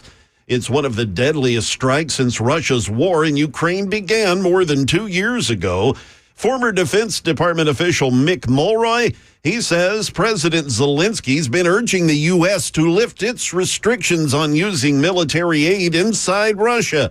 And these latest strikes, well, they could in fact reignite that conversation. This was likely the Iskander M ballistic missile. It has a 550-kilometer range, and this target was only 150 kilometers from Russia. So they're going to have to be able to strike inside Russia to mitigate these types of threats, because these are very capable, very difficult to shoot down weapon systems, and you really need to be able to target them on the ground. The U.S. still saying its position has not changed and that lifting the restrictions could lead to retaliation from Russia. Back here in Middle Tennessee, it was not a very warm welcome for commuters trying to get back to work in Nashville this morning after the long Labor Day weekend. Huge delays on I-40 after a rollover crash in downtown near the I-24 split. This happened about 4 o'clock this morning, but kept the interstate closed both directions for several hours. The driver of that vehicle, he managed to run away from the crash, but he suffered critical injuries because he tried to jump from a bridge barrier and fell about 30 or 40 feet. He's being treated at a local hospital with critical injuries. And also on I-24 near Briley Parkway, another driver plowed his vehicle into the back of a police cruiser. Nobody injured there, but the driver was arrested and charged with DUI. That is the latest news. Weather is next. I'm Jay Harper, WTN News. Hey, it's Dan Mandis, and I am so glad that California Closets has fixed my closet catastrophe. After exact measuring and planning, they came over and got to work. Yeah, once it was all plotted out on their 3D CAD system, the pieces are measured, cut, and precisely installed into my space. It was clean, fast, and professional, and above all, my new closets look and function great. Now, this was my dormer, and now this is my new dormer thanks to California Closets. Look at all of this added space for shirts and shoes, you name it, and it is cut so precisely, simply amazing. And my old closet that has now been reborn as the ultimate in style and functionality, making the best use of the space that I had. They can work on just about anything: bedrooms, garages, home offices, closets, pantries, and so much more. Find them online, CaliforniaClosets.com, and see what they can do for you. You can schedule a free design consultation. Mention my name, CaliforniaClosets.com.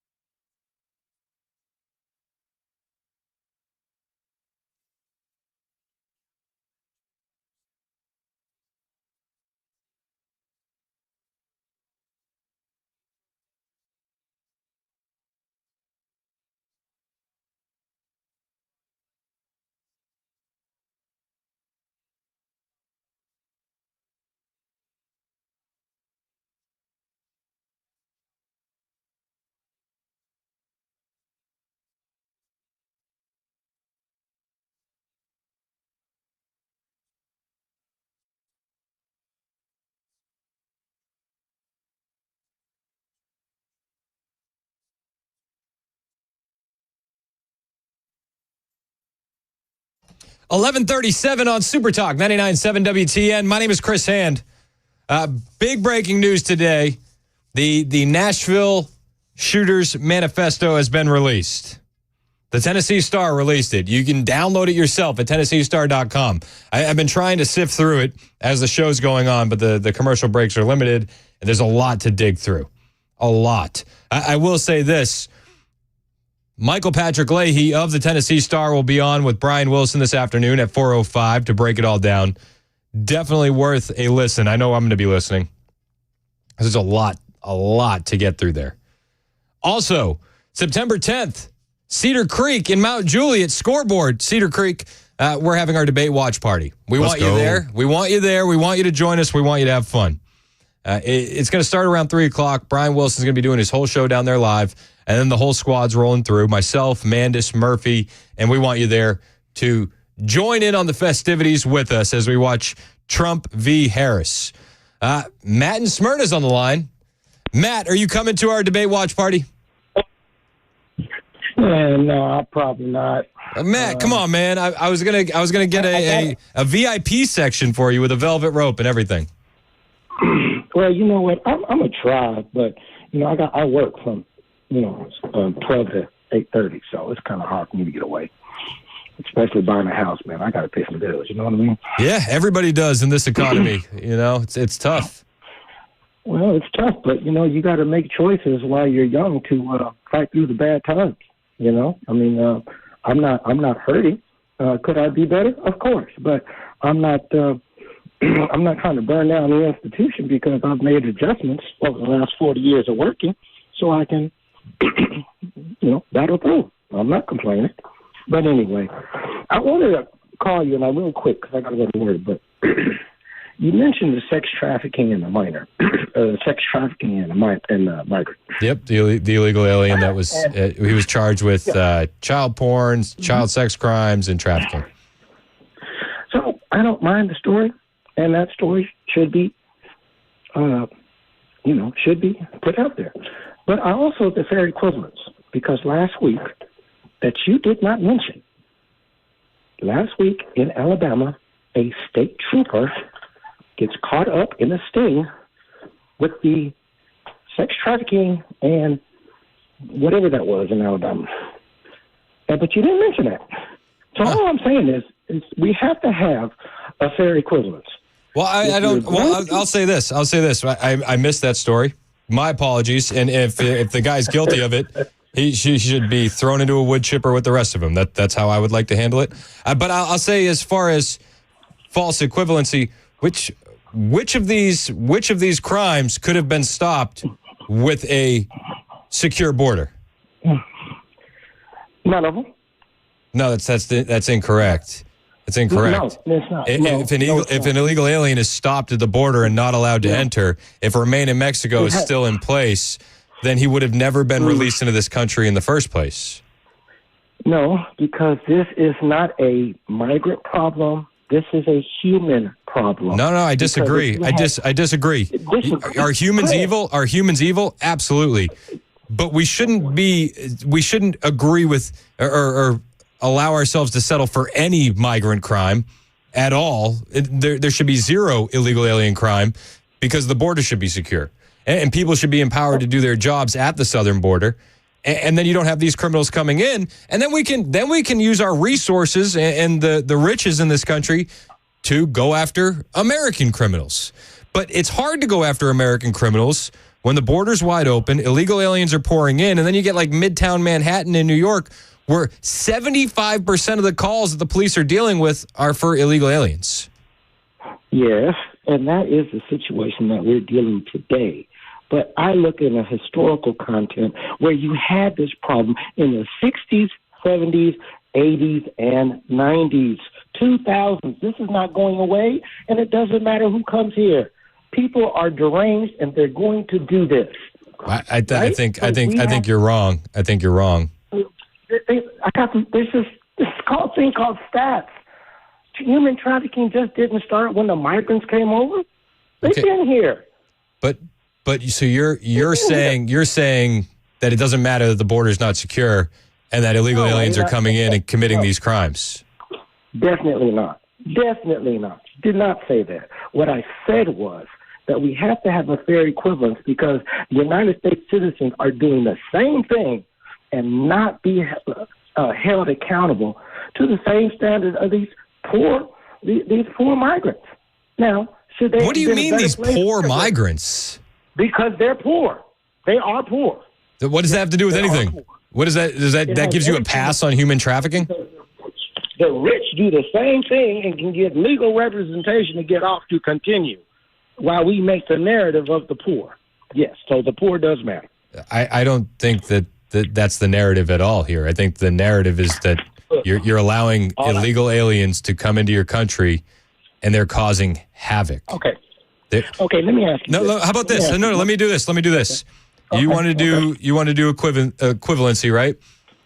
Right, always. If the Hells Angels took over an apartment complex, how long do you think it would take the local government of Aurora, Colorado to step in? Don't know. I bet you it would be hours later. They would be having that building surrounded. Okay. But again, fair equivalence, if it was the Black Panthers, they'd blow up the city like they did.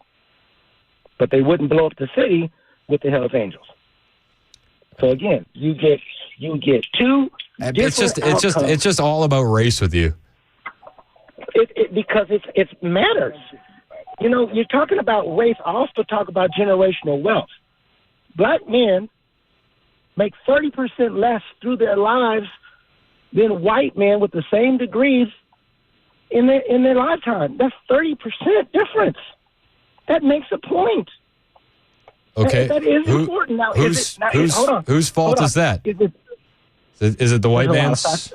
No. There's just a lot of factors to that. There's a lot of factors to that. You can't put that in a box and say it's one person's fault. It's just like after slavery. Most of them were farmers. Like what, 47%?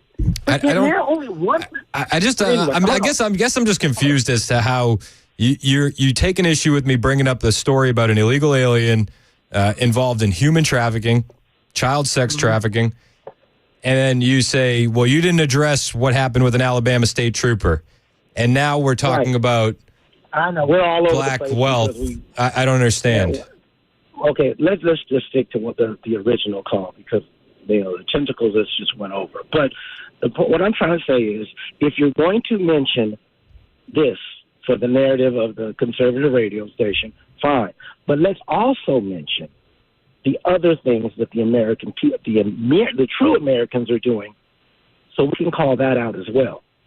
Okay, so anytime an illegal alien commits a crime, I need to find something equal to or greater than that an American citizen has done. No, but again, I think on this station, it is, I'm going to talk about the negative and the negative only, and there is a lot. I get it. But that's not the only impression of this country. We got other things that are, so the narrative is wrong is wrong. At the end of the day, wrong is wrong. So for you to, maybe that's what it is. Maybe for everybody to get gassed up, and because not all migrants are like this. Yeah, but the difference the difference is that all migrant crime can be stopped with a secure border. Okay, so migrant crime, if we don't let them in, then the criminal element doesn't come either. I tell you what, then don't let them in and put American people to pick the fruit. Oh, there we go. That's an old school argument. There what we I'm go. just saying is let the Americans do these particular people's jobs, and then we won't have that problem, right? But no, it's all about free labor, unfair labor. That's why they're here. They're here to get a job, correct? I don't know. Not that guy in Alabama. He was trafficking kids. So. Well, that's a job. But let me. That's a job. That's your take. That's your take. That's a job. That's your take. That's quite the take. Hey, just like cocaine, just like fentanyl, that is a job. You get paid, whether it's legally or illegally. You get paid. I wish I could tell you the business. I really wish I could tell you the biggest business in fentanyl and who they are, but I cannot. I cannot speak on that. but I wish I could tell you. I wish you could. Maybe you'll work up some courage someday, Matt. I appreciate the call. I hope to see you at the debate party. Matt in Smyrna, everyone. Matt in Smyrna. I have to bring up American crime if I'm going to bring up illegal alien crime in order to appease Matt in Smyrna. Everybody keeping score at home? All right. It's infuriating to me. How dare you bring up an illegal alien trafficking kids without bringing up an Alabama state trooper who also got arrested? Okay. All right. Yeah, because me bringing up one means the other is okay. Okay. Are we all, everybody get it? Matt and Smyrna. Matt and Smyrna, everybody. It's 11:48 on Super Talk 99.7 WTN.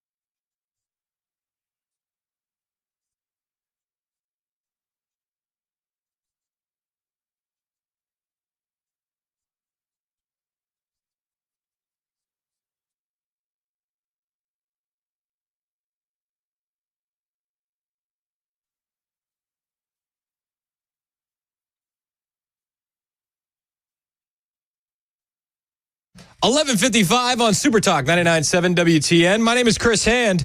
Joining me in studio is Matt Murphy. You have a good Labor Day weekend? I did. How about yourself? It was awesome. Played baseball. Oh, yeah, that's right. Yeah, we were doing baseball. You still stuff. First base coach? I am. Yeah. I am. Yeah. They need somebody to yell at the kids to stop climbing on the dugout fence. That's where I come in. Kid, get off the shed. Get off of Remember that bit? Yeah. Remember the Will Ferrell bit, get off the shed?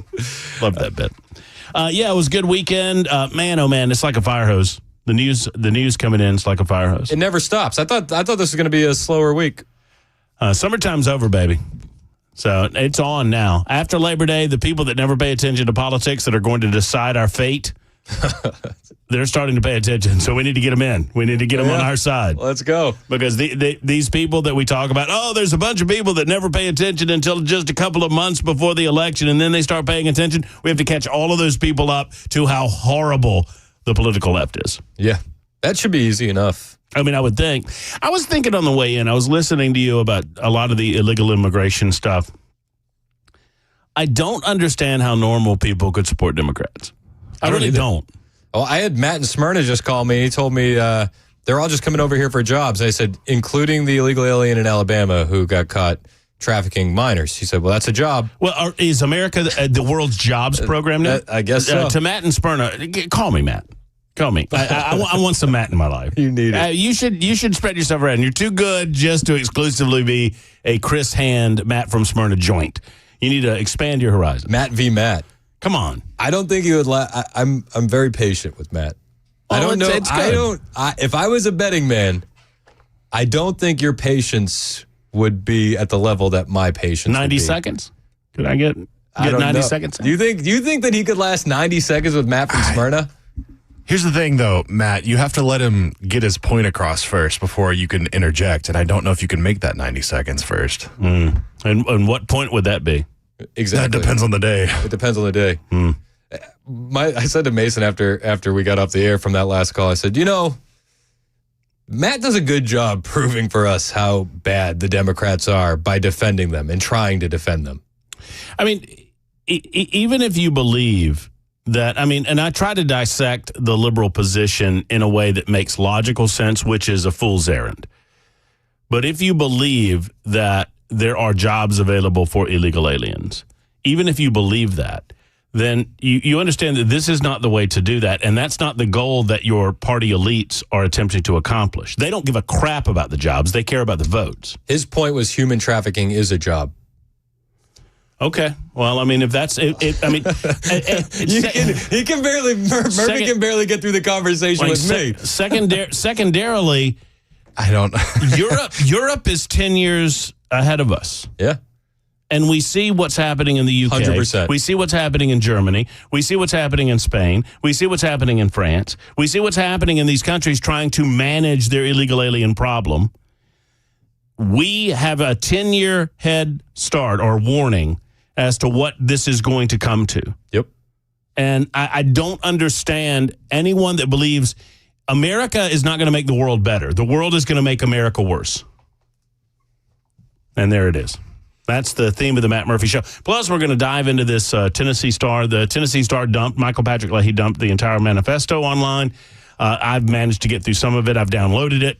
I got it downloaded. I'm looking through some of it, and I don't know that there's anything new we're learning except that the powers that be wanted to keep us from reading this because they don't want you to believe that gender dysphoria is a mental incapacity, which it obviously is. If you look at some of these writings, it obviously is. It obviously is. Murphy's in next. He'll break down the latest. It's 12 o'clock on Super Talk 99.7 WTN.